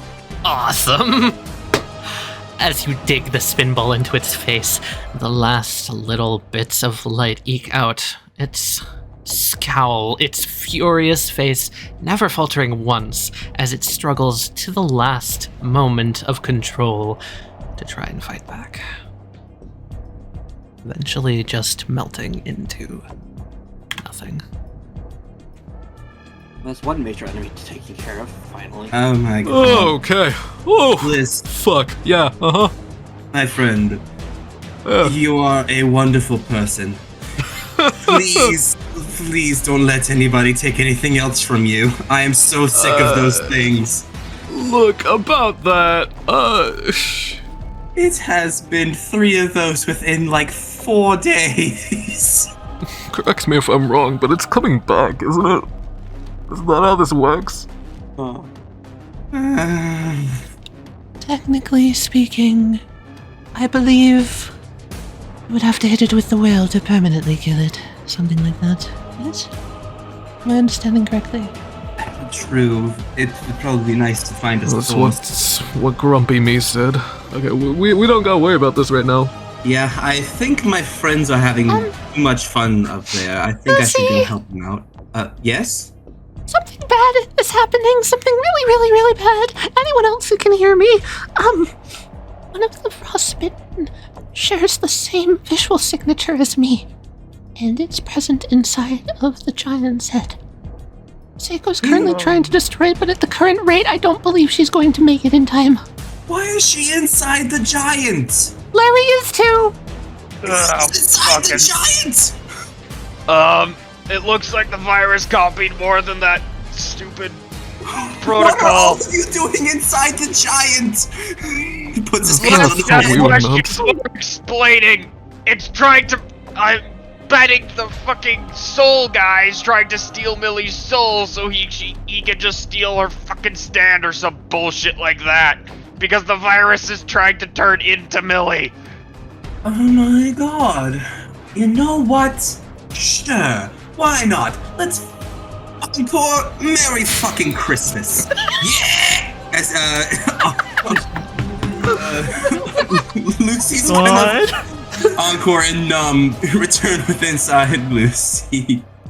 Bliss, hang out with yourself for a hot minute. It's gonna step over here. Good doctor, I'm gonna borrow these for a second, and is gonna place his hands on top of the The dog. good doctor waves a hand at you without even turning around. I would like to assimilate these dogs to bring them with me. They will gladly. Alright, lightning in the sky. Bird up. And Lucy's gonna start making his way up. Cavalry. I'm doing the fucking fire emblem where like new enemies appear on like the other side of the map. And you just fucking launch in molecularizing. Alright. I'm assuming you're going around the Hindenburg. Naturally. And not through it. As a spark, yeah? Tali, activate saving mechanics on myself. As we go around, yes, we go around. Fucking wonderful. Okay. Bliss looks over to the good doctor. So, about how much of my, like, coding know-how is in you? Could you, like... The good doctor holds up a flag. He starts moving his hands automatically. Yeah, okay, cool.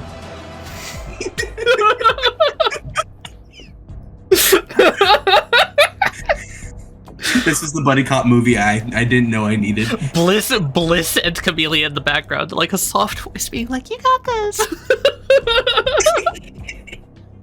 Yeah, you can family bonding. Woo. Larry! It's time to Larry it up. Oh boy, how can I do this without accidentally killing Psycho?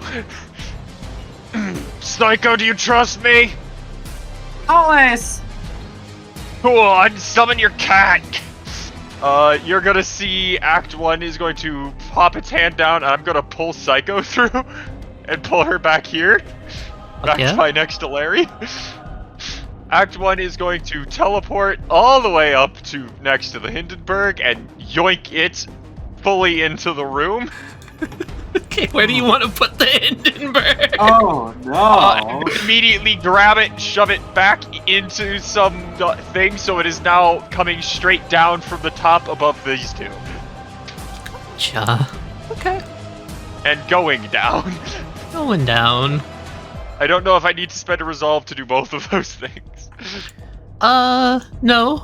But if you do want to, like, blow it up, you would have to Cool, spend a I'm resolve. shooting the Hindenburg with my Hamad shotgun. Alright! So it's gonna take, fucking 20. 20. The virus currently takes 23.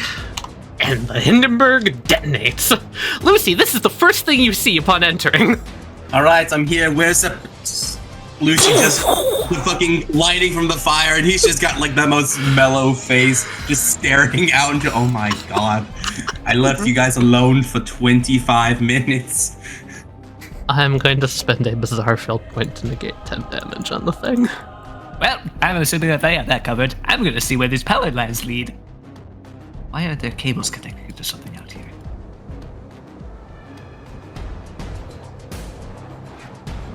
Ooh, it is brisk out here.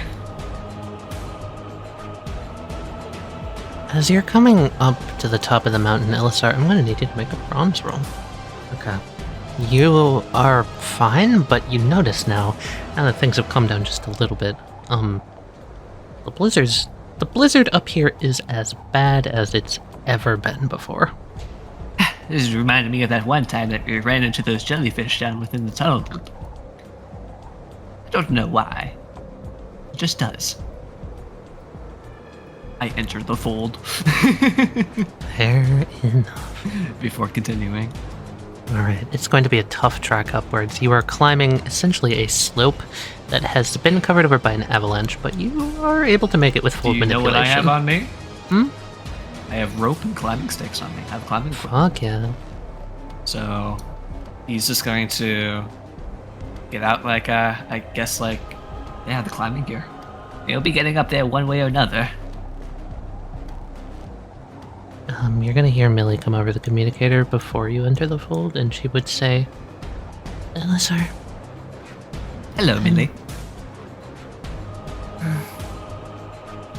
You are aware that you're far beyond the range at which everyone else could get to you safely, right?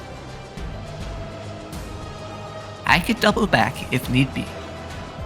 I have lightning in the sky accompanying me. If worse comes to worse, I can always just molecularize and travel down the power lines. Please be careful.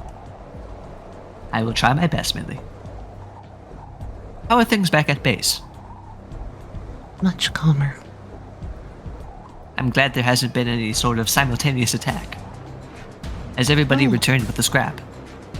From the Titanic salvage mission, correct? Yes, they have. Sorry, hold on. I'll be right back, Elisar. Larry just dropped the Hindenburg on the giant. That sounds apt. That must be that distant explosion and heat wave that I felt earlier. I hope they all have their skin when I come back to them. I want to pan over to Lucifer.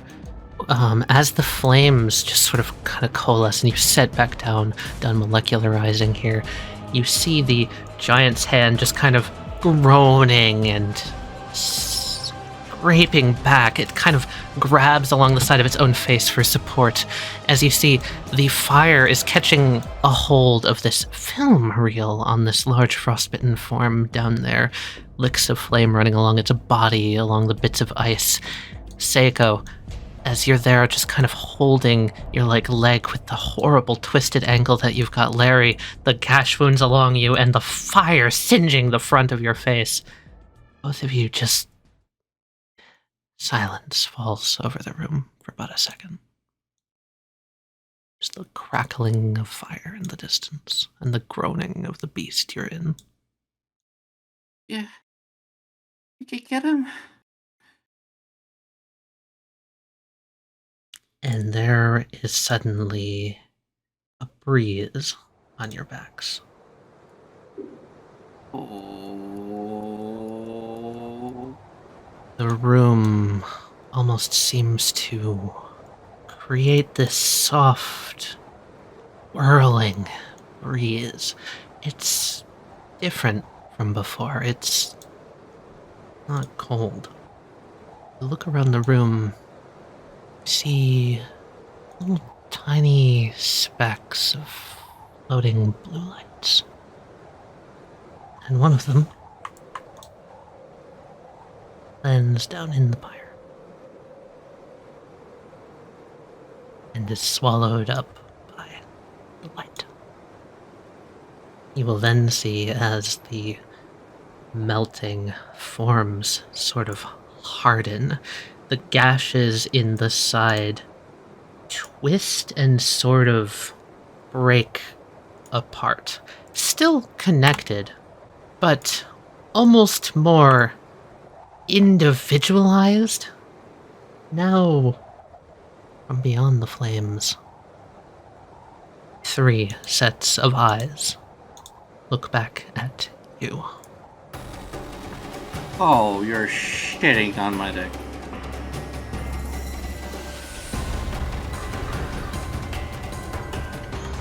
Instantly, the flame is snuffed out, and the dripping forms just gently set down on the ice. Larry, I'm going to need you to make a bronze roll. Yeah, okay. You see, as the little flecks in the air, all of them sort of swarm around Larry's right arm, which starts to turn to tar and bubble. Larry, you're going to take 4. Hold on, was that the arm that was replaced by Millie's vines and stuff? Yes. Okay. Alright. Larry, can you handle it on your own? Probably not. Shit, I feel like we need to act quickly. Figure it out. I'm gonna aim a die shot at the middle fucker. I feel like that guy's important. Mm-hmm. The figure in the back steps forward. Oh, that bothers me. Holds out their goopy black hand, sort of starts spinning and boring into the very flesh of the hand. It's going to take 2. Is the die coming back?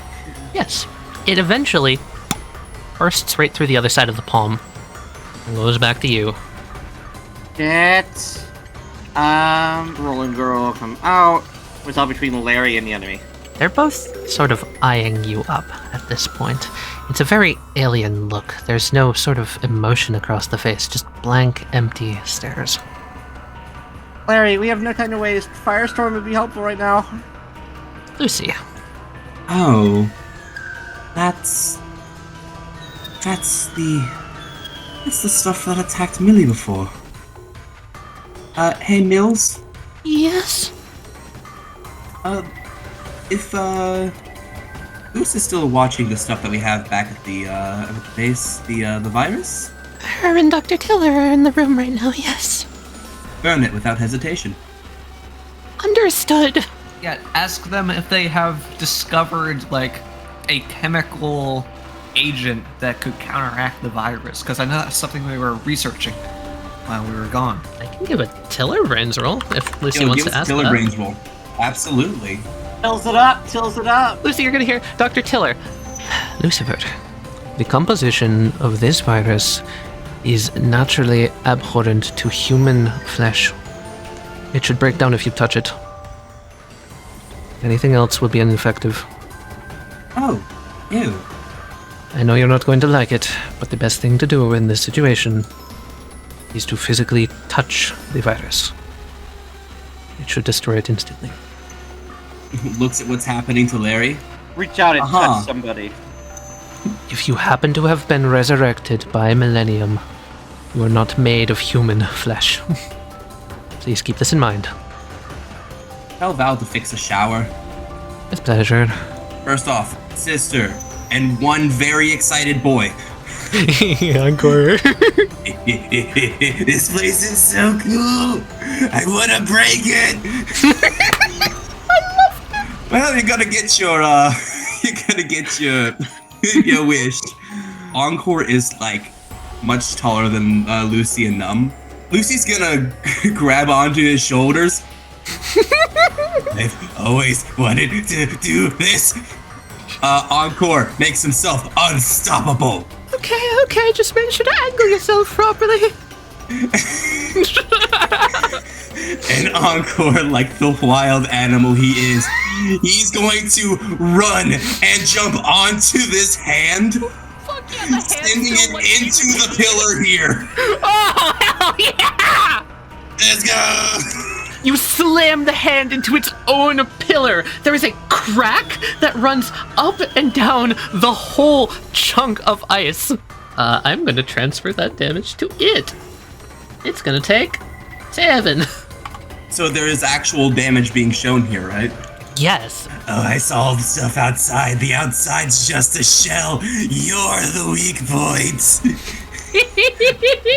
This thing takes no damage from the stuff outside, only on the inside from its own core being. You're fucking correct! It doesn't matter how many times you hit it outside, it ain't gonna do jack shit. I'm gonna break it. Okay. I'm starting to understand a lot about the giant. It seems like its ability allows it to take the epoch of a disaster, something natural or otherwise, and reallocate its location in time. For example, it could take the Titanic and crash it into the middle of the flats, or it could throw the Hindenburg blimp directly at Larry, or Amelia Earhart's aircraft directly at LSR. Something's wrong about that down there. Creature that looks like me.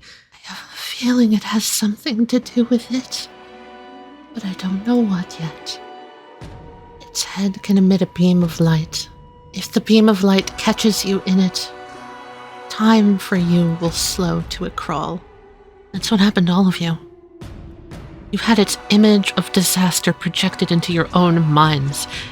You were forced to comprehend that which the human mind cannot process. And so you are stunned. For a full day. Frostbitten class Jotun. Designation in the year 2525. Jotun, that's such a good name. Yeah, that's good. That's great. It's the Oh my 5-star. god, I love it so much. That little bowler hat guy is just sitting there chilling down there reading a She's book. chilling down there. Yeah, he's just chilling. My So god, this it is isn't specifically disasters from the past. It can displace disasters from time. Can it pull from disasters that haven't even happened yet? Is my question. I bet you it keeps a record of all those disasters in that film reel. after crashing into this thing with its own hand, Encore and Co. are going to assimilate off onto this structure here, kind of hanging onto the side. You know how Master Hand looks like when it's stunned? It's kind of that, just like floating very gently back up. Alright, Encore. Take your goddamn Christmas present. Yeah. Encore is going to be leaping mid-air towards this thing, and I'm ending my turn as he's mid-air. Yeah! The hand, shaking off, just crashing into itself, is going to rear back, grip in mid-air, and it is suddenly holding onto, that's an interesting shape. It's holding a boat. God. Cargo vessel sometimes. It holds this for a moment. From the front of the year 2525, its eye sort of flashes a bright light, and you watch it bounce all around in this room, getting refracted, getting brighter and brighter. And then it's gonna come bouncing directly at Seiko. Oh. I'm gonna try and freeze you. You ready to dodge light? Shit. You kept me off guard with all this bullshit. I'm gonna also help you as Millie, because you're gonna hear in your ear, Seiko, this entire room it's set up like the light box of a camera. The light in here is just amplified and gets stronger when it wants to blast it out. If you can find a way to dampen its light, you probably won't get hit by it. The giant snowstorm inside the light box doesn't do that? Okay. No place would have to refract the blade. It's not a snowstorm, technically. Oh, right, it's all butterflies. Can I have Rolling Girl punch the floor to break a part off and like throw it like a disc to catch the light? Oh, that's awesome. Yeah. The room lights up like a disco ball for a second, and through the dispersal, you catch the light, managing to disperse it enough where it's not coalesced. It can't do anything to you. You feel a little lightheaded for a moment, but otherwise you shake it off as the flash dims. My arm, it is goop. Your arm, it is goop. Was Millie out an open channel which said the goop disintegrates when touched by human flesh? Yes. Fantastic. Sorry, Psycho. That'll be fine. Larry's gonna come up and slap you with the goop arm. Give me a bronze roll. Honestly, if you didn't, I was going to on my turn. Kind of like a wet popping sound as you just slap it into Seiko's face. Larry, I hate to break it to you, you're missing a big chunk of your arm, but it's all popped. It's disturbing. Action, can I try to, Haman purge the smoke in my lungs that's not letting me use Haman healing? Or whatever's going on with that? Oh yeah, give me a Haman roll. Yeah, it's quite literally smoke. You just hack out a bunch of smoke from your lungs and you clear it out quite quickly. Oh, you think I'd be more used to that considering how much I smoke. I'm gonna recall Act 1. The virus flicks around. The one in the back, this one in particular, A bunch of the mass coalesces around its arm, falling away and revealing a long white bone. The bone then twists around and again turns into the long arm of a rifle, and it aims it up at Encore. And fires. Oh, the sentient gun! Encore is going to attempt to dodge the bullet mid-air, but because of his trajectory, he can't really do too much aside from dodge it. So as he dodges it, he just falls on it.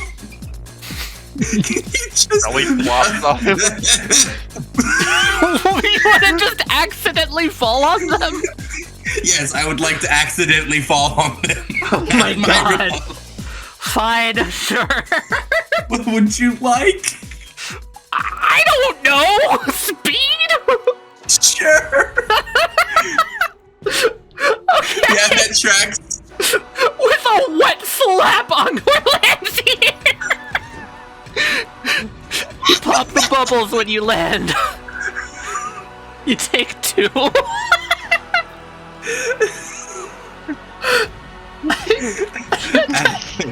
You bounced. Oh, thank God something was here to cushion my fall. looks up at this one. Hey, how you doing? God damn it, Hey, Encore. I like to think that there's just the click click as both of them point guns at you. Come here often. Seiko! The one that just made the rifle arm is currently pointed with his back turned to me. You know, yeah, this fucker right here, yeah, dice shot. Nice shot. All right. From one side of the head to the other, it stumbles and falls. It's going to take 3 damage. And the dice lands back in your hand. Keep up the fire, Encore, rip him apart! Thumbs up from the ground. All right, Lucy. Lucy's gonna have the 2 dogs scurry down this way. Mm-hmm. If you allow me to get down to where Encore is, I have Bronze roll or some sort of roll in order to make this jump. And you watch as the hand shakes itself, drops the boat. The boat vanishes. The hand turns towards you, starts to glow bright orange. A volcanic eruption is going to fire right where the dogs are. I see. So Numb's ability is to stop not only kinetic but potential energy. Uh-huh. I would like for Numb to use her ability on Lucy to have him just stop mid-air and then let go and have him continue. Yeah, you're able to do that. Okay, thank God. Lucy's gonna fall, and then Encore is gonna lift both of his legs, and Lucy's going to extend his 2 legs. So like the freaking circus people doing tricks, like their legs interlock. Encore helps with the brunt of the fall, and Lucy just touches it with his finger. You're just gonna pop it. I'm just gonna pop it. In a wet sort of goopy explosion, you touching it just pop.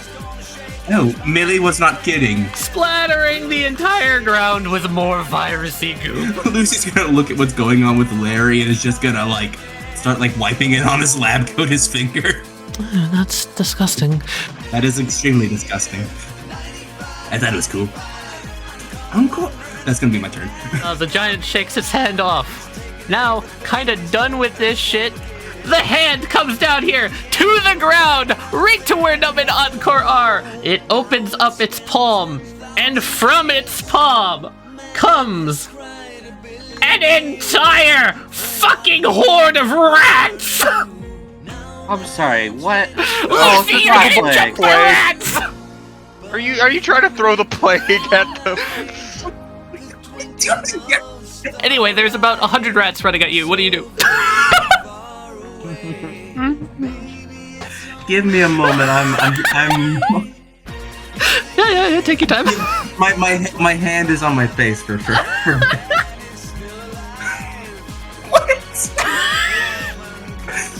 Use power word rat. One more second. The man, the rat. Oh my God. Okay. Ladies and gentlemen, this is the strangest thing I have fought in the entirety of JoJo. It's just 100 rats. At least I can craft a bandage to prevent disease. I've got it. On Encore, I've got it. You just have to have Encore chucking them into the wheel of tape. So all it can tape is rat. All 100 rats? All 100 rats into the wheel! The wheel of 100 rats. What do I do against 100 rats? Giant wheel of cheese, guys. That's a very good question, Jared. I don't know. I'm not the one solving your problems. I just make them. Fine. You know what? I was going to save this for significantly later. But Tali, you have hit me with the exact scenario for a learning point I have been working on. Yes!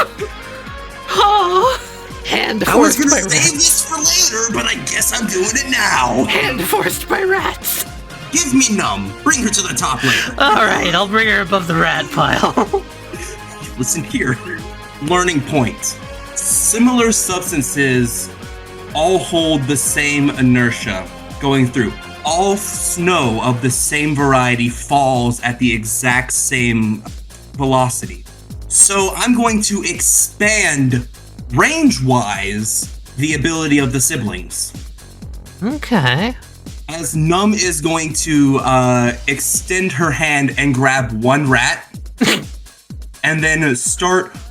This is so stupid.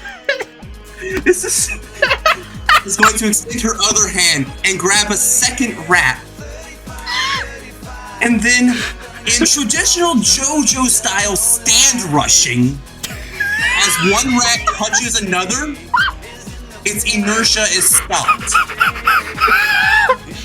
You're going to have a match of rats. So essentially what I'm doing is as all these rats are falling and colliding into each other, as I'm making this strange disc of rat in front of me, I am stopping all of the rats mid-air as they are now all considered the same substance.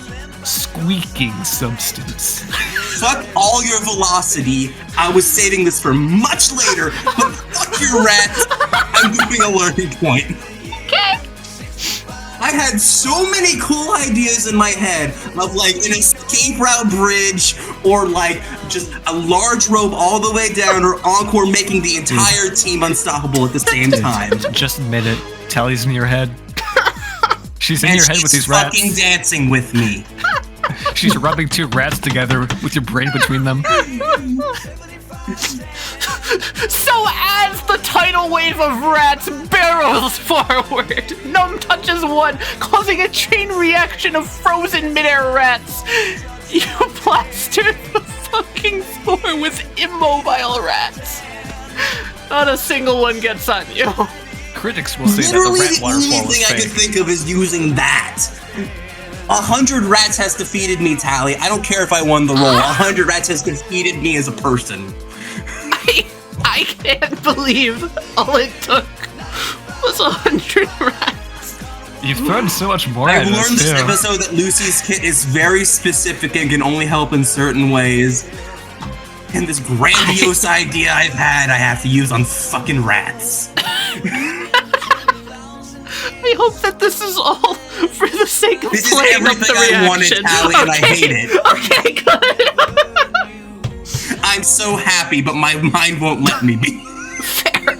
Would it help you if you realized that they were all carrying the bubonic plague? Would that help you feel better? No. Well, they're not. Tali, I love it. These are. Please on Plague rats, is as they say. bubonic. Fuck you, please. They're all part of the same entity. B-O-N-I-C. Stated before, range feels fucky in here, right? Yes, it does. Act 1 is going to pull up behind this guy. And then, that's not Act 1. Oh, General War Crimes is here. And, he's got a sword. I'm just gonna try to cut the fucking projector in half. You're able to lodge the sword in, and you can see even this thing is filled with unbitten goop. There's vines upon vines inside of it. Oh, I'm sorry. Am I interrupting something? Okay, so we can help you with that. Probably. Why don't you go in there and help out? I'll be fine. Go. I'm just gonna step off from the side from Psycho and like give her a push with my one good hand. The floor sort of backing away, eyes wide. This individual now holds this glowing light much closer to their chest, kind of holding up a hand as they walk every step, unleashing another bullet at Encore. Num, and Lucy. I'm just gonna throw my spin. I'm just gonna throw my spin. Yeah, I'm yeah, gonna you're done throw thinking? my spin Yeah, towards okay. the ground. It's going to grind alongside these crystalline whatever the fucks. Mhm. It is going to bounce up and hit the gun straight up, knocking it off course. Excellent. Takes 1. The bullet is dislodged vertically. All of the bubbles around your feet are going to start coalescing into a singular spot. That is its turn. Seiko. I'm going to flick my die again. I'm going to try to go for light again, unless the other guy tries to block it. I don't care which it hits, but I'm good. The spin goes in and does pierce through the light. They flinch, kind of looking down, and then hold the light closer to their chest. They seem scared. A little bit. Hey, guys, correct me if I'm wrong, but I feel it's time to befriend our enemies. Wrong. I feel bad about this. I don't feel right about this. I don't like this. Make your decision. You don't need to die here! Surrender!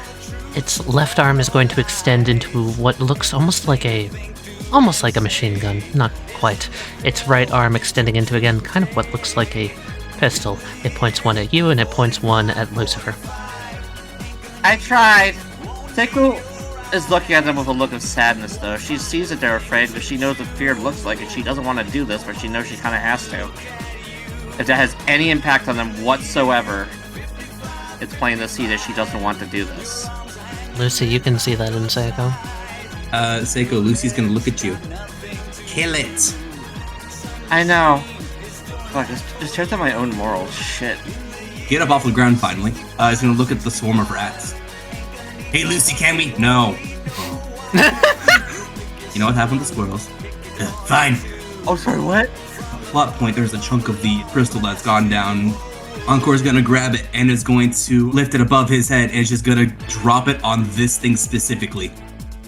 Okay, it just barely gets it out of your grasp. Just barely. Oh, so that's the important thing, huh? So, tell me, you're just a little puppet of that thing. You're just a movable body that thing's the actual head, the actual heart. Yeah, you're right. You know, I always did kind of wonder what a computer virus would look like physically. This isn't exactly what I had imagined. You will hear over your communicators. Are you all familiar with the concept of a parent cell? Yes. One core element duplicated hundreds and hundreds of times over. All the copies are just copies. All the code is stored in the parent. That's what that is. Furthermore, I'm feeling this horrible sense of dread looking at this thing. It was created with the power of the year 2525. This is a disaster from a possible future. I don't know what year. I don't know what cause. It looks like me. Never mind. Some other time. Frostbitten class, Snowflake. Designation, Professor Black Ice.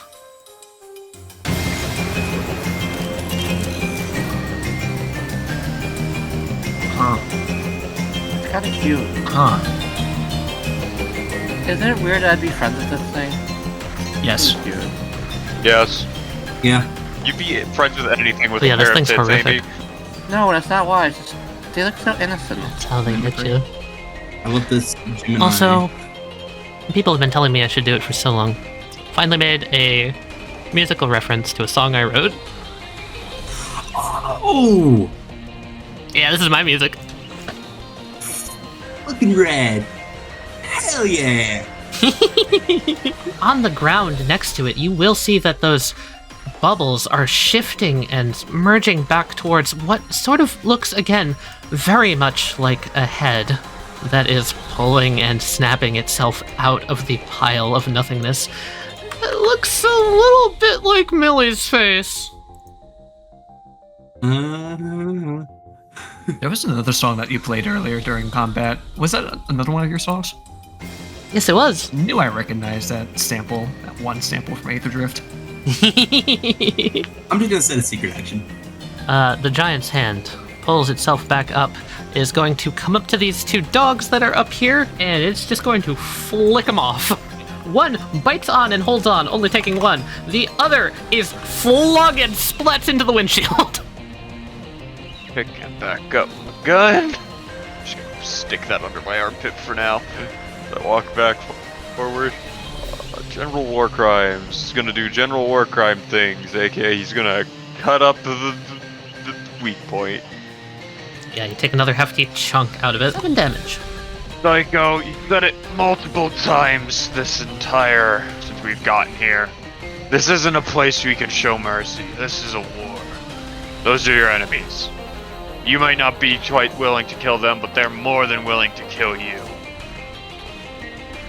And now, So don't hesitate, or you'll get everyone around you and yourself killed. doesn't mean I need to like it though. How scared do they look? The one that's pulling up next to Lucy is not showing any emotion. The one in front of you has started moving its eyes, but more so it's just kind of blinking them, opening one, opening the other. It then points a gun at your head and fires. I'm gonna counter shoot. Okay. The die goes back and clinks right through the tar bullet. Again, kind of chopping a bit of its shoulder off in the process from the shrapnel. It stumbles and keeps pointing the gun at you. Drop it. Roller girl's gonna roll up. Last chance. Surrender. Can you roll universe for me? 2d6. Yes. Okay, that is the DC it's going to try and beat. It doesn't move. He's still holding his gun on me. Mm-hmm. I gave you a chance. Rolling girl, tear it apart! Rolling girl is going to attack the orb and initiate a double or nothing. Okay, as Rolling Girl begins to tear and rend and rip into this, you notice that all of the virus starts to undulate and bubble, and parts of it fall and slough off almost like it's melting off the bone. It pulls it closer. You said human contact. Seiko's gonna walk up. And she's gonna give it a hug. As soon as your skin comes near it, you can see this as you're coming in closer. It bubbles and ripples, and as it's backing away from you, it can't really back up any further on course right there. As your arms come all the way around it. And I just kind of whisper as I do it, I'm sorry. Even the gentlest of touch, just pop. The one next to you, Lucy, shudders, trembles, and all sort of just falls to the ground.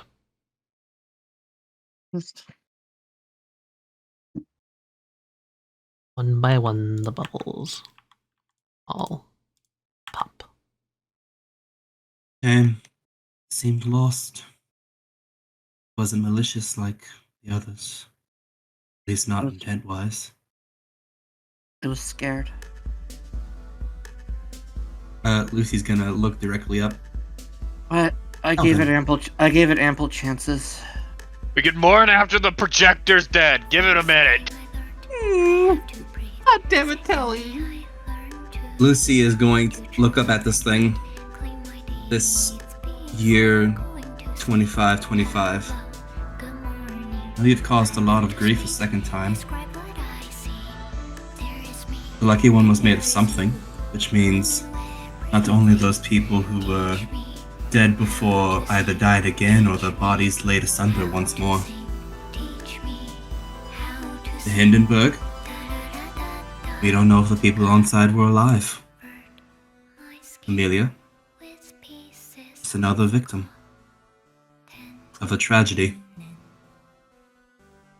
I don't like that. Not one bit. Everyone, I suggest you hold on. And he's gonna aim it straight for this thing's face. Now, if you wouldn't mind, fall. As I'm gonna resolve rush this thing. Fuck yeah. Yeah, fuck him up, Lucifer. With piercing, shattering sound, all goes white for a moment in the room. A flare of light echoes throughout the room. And as it dims, the form in front of you starts crumbling. The hand very slowly starts to fall and lays in the basin of its own head. And the whole room begins to rumble. You know, I've heard of punching yourself in the face, but this is a bit ridiculous. There, let's Act save the 3, jokes for- not. Let's get Firestorm and everybody else out of here. I'm pretty sure this thing's about to collapse. Yeah, come What on. about Out the the back's doctor? probably out onto the back's probably best this way. This? Are they not currently beneath it? Hopefully they can dodge, but you. This is Yes. too big for you.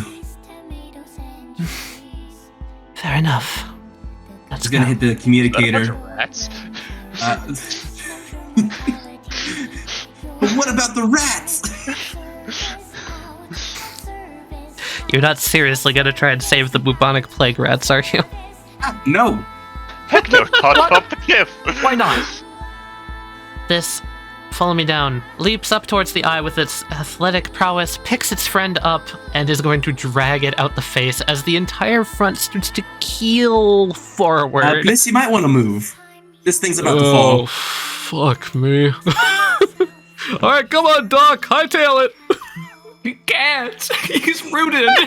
Looks at the doctor. Oh shit.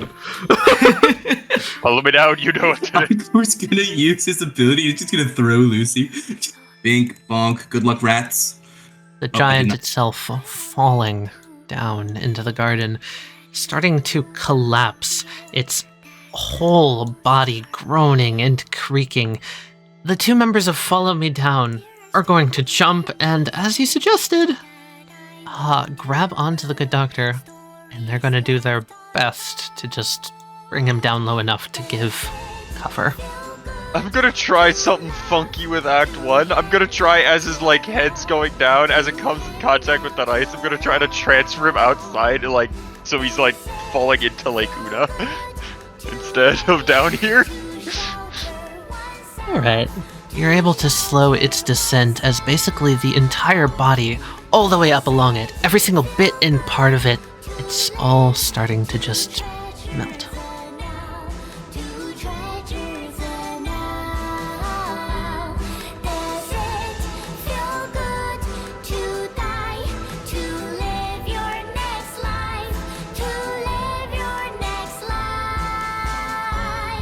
Ugh. Not gonna get cancer from you firing that just for being in, like, general proximity, right? Enough cancer risk from smoking. Good doctor looks up at you. Okay, let's see if we can find a way down. Is it over? Thankfully, hopefully. Oh, God. Ugh. Fuck. How am I gonna fucking... I'm missing most of my forearm now. Forearm down now. Well, we'll get you a new one. Great. Okay. Well, that was enough excitement for one day.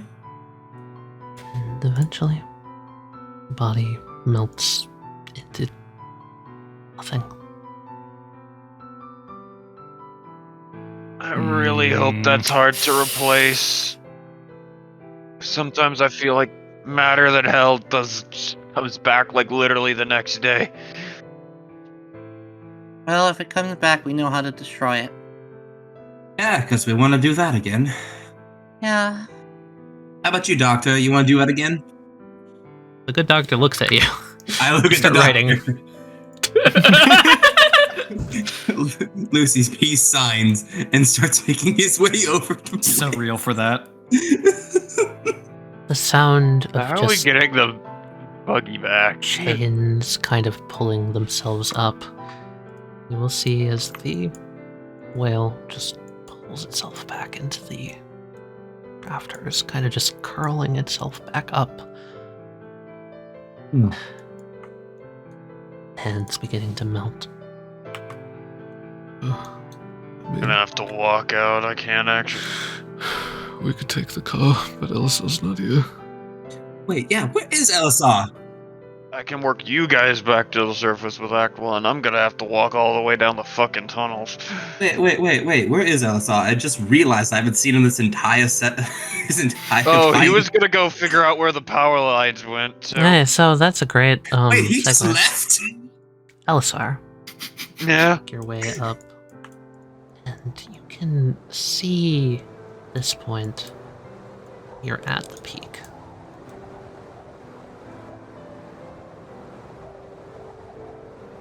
The blizzard has become immense. Climbing has tired you. You're going to need to take 2 more points of frostbite. But you can see the peak coming up. Looks like I have to scale this cliff. That should be no issue. Elisar's going to pull out his climbing gear, kind of attach the hook to the rope, swing it around a few times, winding it up, and is going to toss it up to the cliff, see if he can get it to catch on some of the rocks up there. Grab onto the rope and kind of like kick himself up, grabbing onto some of the rocks as he goes along, kind of going from ledge to ledge, making small bits of progress here and there. Climb itself is difficult, tiring. It does not help the fact that you were consistently buffeted in the back by vicious winds. This is the strongest that the blizzard has been, well, since I've arrived. Nearing the top, a red glow emanating off of a weathered old tower sitting atop the mountain. What in the world is this? I'm sorry, hello. Is everybody else getting visuals on this? I believe so. Can see it. Strange structure. It closely resembles a radio broadcast tower. But that doesn't make any sense. That is only used on the continents when there's, radio stations to broadcast. You'll just aim his flashlight up towards the dish, and all the jellyfish that have interwoven themselves with the tower. Pulsing red nodes. And when you get here, the storm instantly clears. He'll just kind of he'll stop and just kind of aim his flashlight around, now at the empty night air.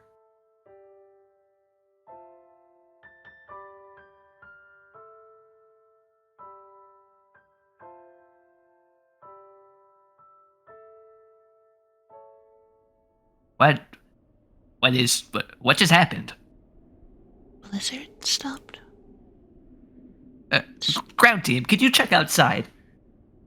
See if the weather has changed. Sure, I look up at the giant hole. Rampaging, raging snow. Nope, that blizzard's still going strong. We're not that far from you.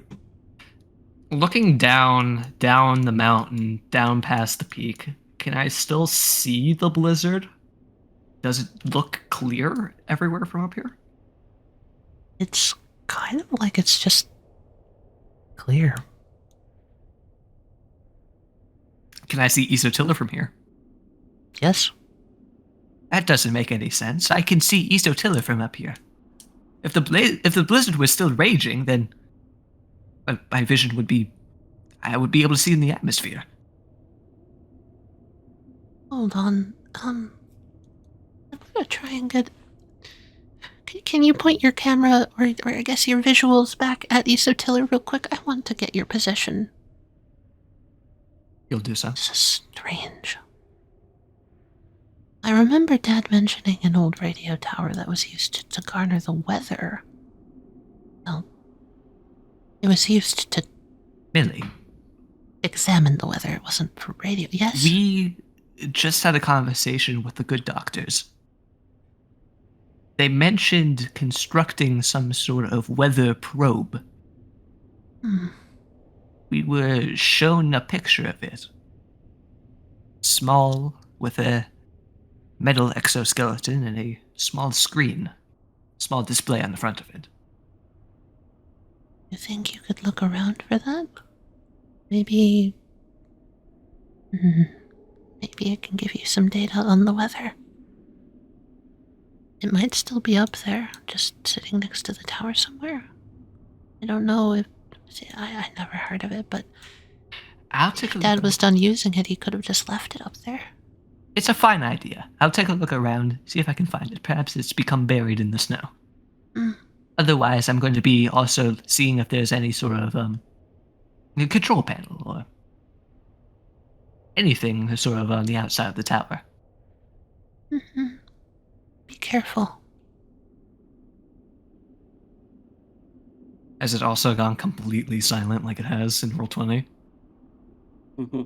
Just no wind, just nothing. You're really silent. Ground team. If you wouldn't mind maybe filling me in on some of your theories. It's become ever so deafeningly quiet up here. I'm almost afraid to breathe.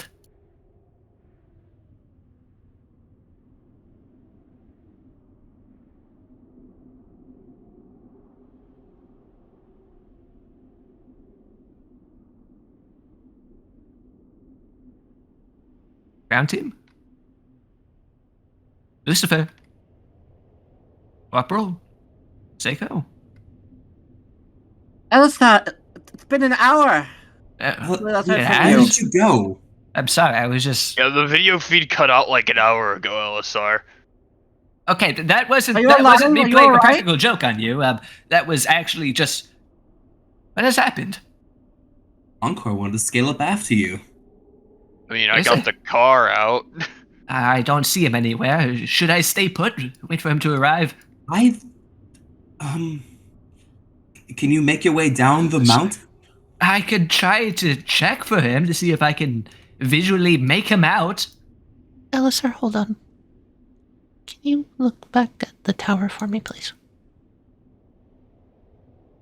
Doesn't look any different to you. Is there something that you wanted me to inspect in particular? It's weird. It's probably bad, whatever it is. Something just doesn't add up. Well, I'll be making my way back now. But before he does so, Tali. Yeah. Elisar is going to look off. Now that he's on the other side of the tower, Mm-hmm. he's going to look off the edge of the mountain towards the South Pole. See if he can make out the ice slabs from here. It is really spectacular. This is the furthest that I have been able to see, well, in the weeks that I have been here. And as you look out across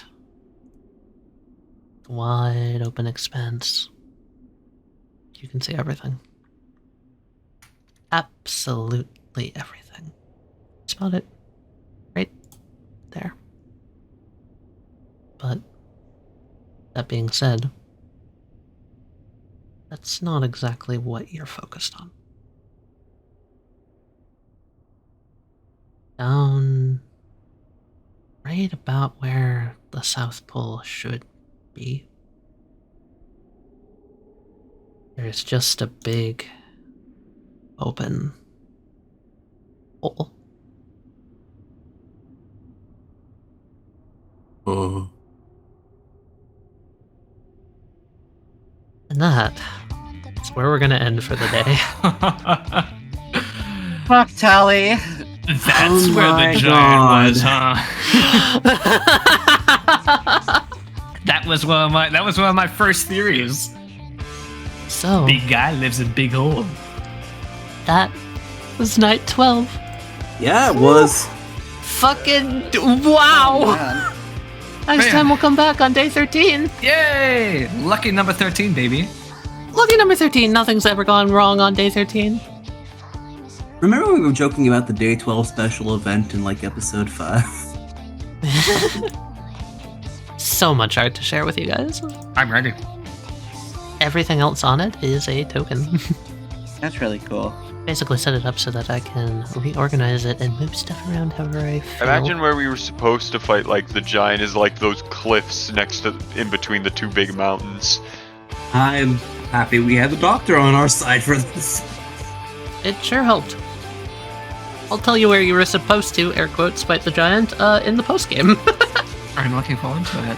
Oh, in the post game. Yeah. Yeah, in the post-game. fucking rolling one. So, first art that was seen was our good friend, the Good Doctor. And boy, did he look weird for a moment. I like him. He grooving. Y'all groovy. Groovy. He eventually got better, though. Here's Camellia. Give us the soft one. The soft one. Oh, look at her. Enhance? She is really cute. Killer, ESO. Project Butterfly. What? Nothing weird there. Absolutely normal individual. With Tali. nothing weird going on. All resemblance to pre-existing butterfly theories is completely coincidental. And then we have Good see Dr. that. Bliss. Get it off the time. Where's my boy? Yeah, don't worry about it. Where are you about? Where did I put him? There he is.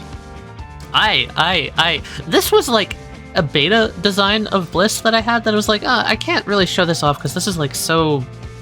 It doesn't fit for the current version of Bliss as it's at Oh, the place. so does this technically- predate summer? In a way, yeah. Well, I've been throwing around this design for a while. I'm glad I finally got to use it. Yeah. Whoa. That's really cool. This fucking... He looks so cool. This is a little tidbit that I will never... it won't come up in game ever, but the wings are melting very slightly. They are a soft little Wings of Icarus nod. His butterfly I see book that. is also I see that, yeah.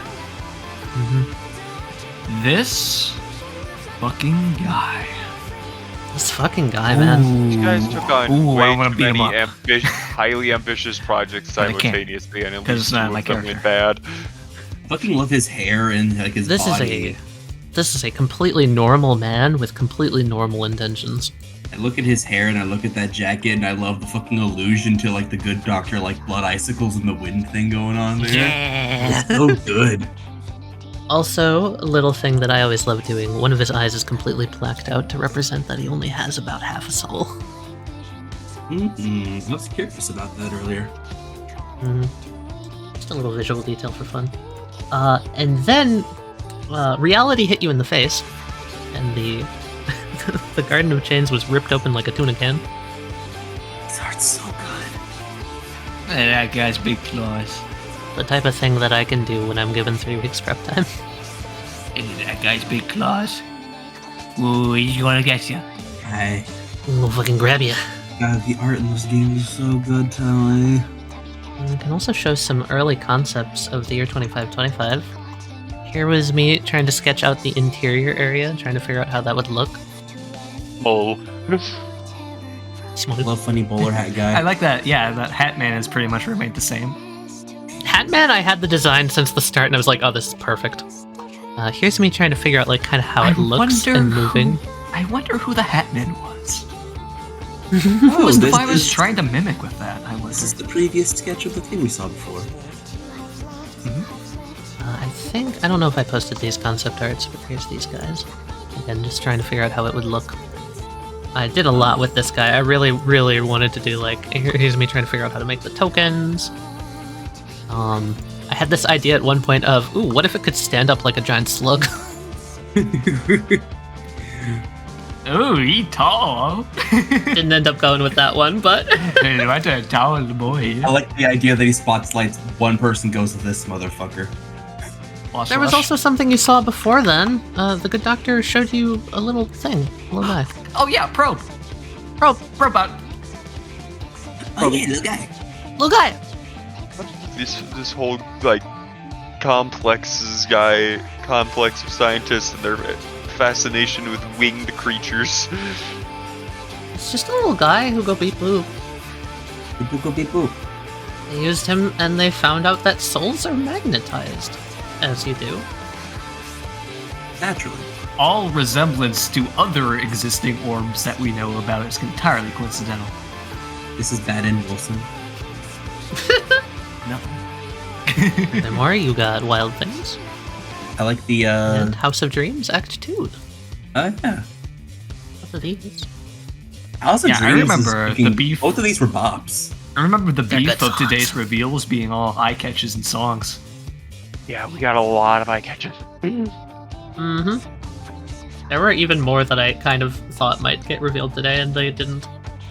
It was everything just kind of hitting all at once, and I loved it.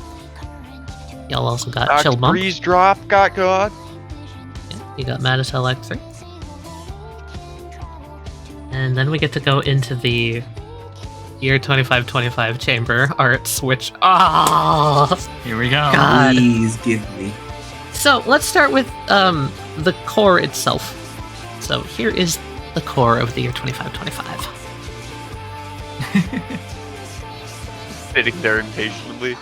Like I thought he was reading a book when I first saw like the zoomed in art and he was just sitting there in the bottom. I thought he was just reading a book like sitting on a lawn chair. Nah, just hanging out. Sitting on the fucking And plastic I'm like, chair. what fucking book did you bring from the future? But he's just Sitting on the plastic lawn chair like Virgil. I don't Sitting on think the anything's plastic- ever gonna top 100 Rats versus Lucifer. You couldn't hear me because I was muted, but I was dying. I cry. And here's the very normal man with a very normal shadow. Oh, why is it doing that? I really wanted him to have the vibes of like a computer animation for someone who doesn't understand how to animate. So a lot of his movements were just described in ways of like, that's clearly missing something, right? You should be saying something more, right? It's a wrong x equals 0 in the coding right there. And then Seiko popped him, and he turned into this. And went from a Bleach reference to an Evangelion. It's so pretty. I like the colors. His big old guitar. The thought behind this is it's the room you're in reflecting into it. Oh. So, originally, back old ass concept, this was actually going to be the guy that did the time stop thing. And it would fire a like beam of light out, and it was amplifying its ability through the lens of the year 2525. That's like pre-game ideas. This guy actually changed a lot throughout development. The one thing that remained consistent, it had a gun.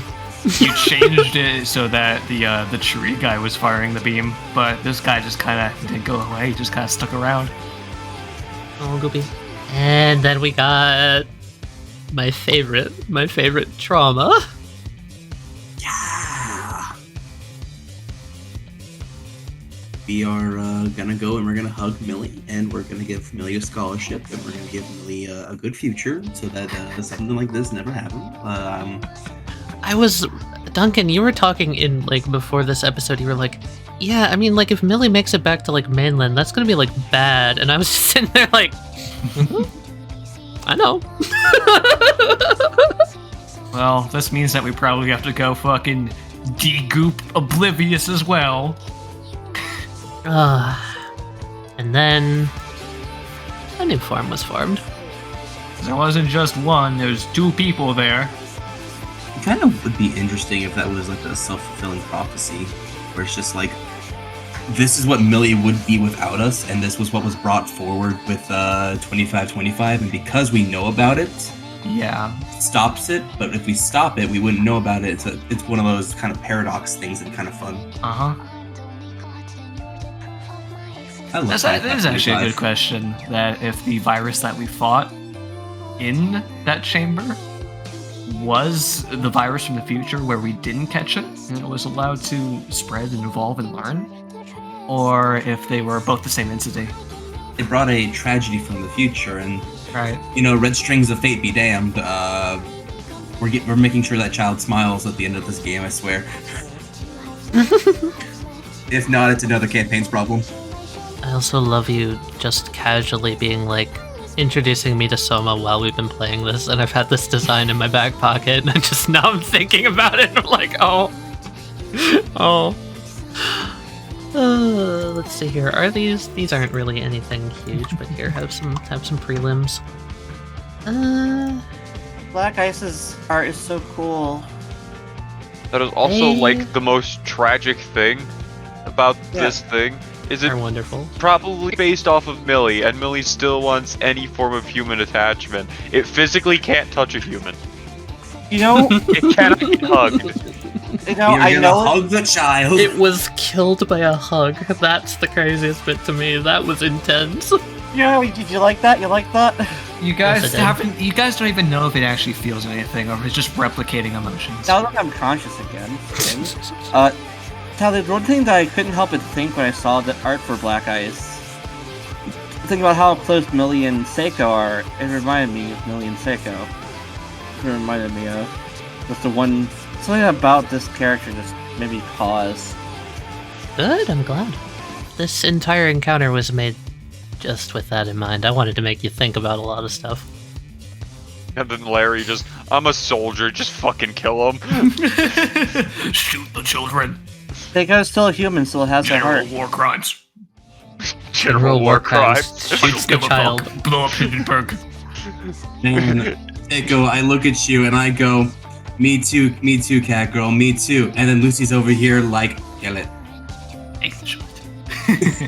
Execute order. Oh god, I gotta get my hands. I was gonna make a custom eye catch for Act 3, but I never got around to it. There's a prelim sketch. Ooh, what was with the boulder, by the way? It was gonna throw that at you. Damn it, that was my secret action! Throwing shit at us. Stop. Stop, it's not okay. My power of electricity, miasma, and this rock I found.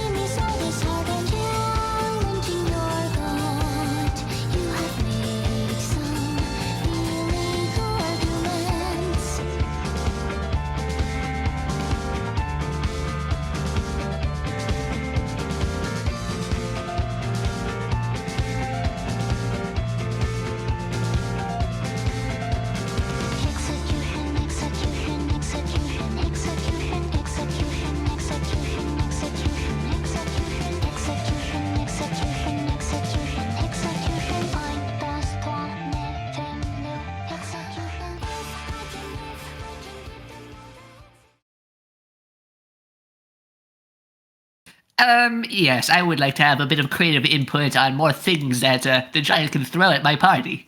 Oh, yeah, give me some ideas. I believe that they should throw the meteorite that extincted the dinosaurs. Ooh, good idea, good idea. What about Hiroshima? Can I hit them with that yet? Soon. The entire city? Not throw the entire vampire apocalypse at us at this point. A little more. When it hits you in the face! When are you going to throw the fucking explosion of our sun at them, if it's from any point in time? I love the idea that it's just Edwin shows us, yes, I'm the largest tragedy that's happened in the past 20 years. Surprise, motherfucker! Supernova!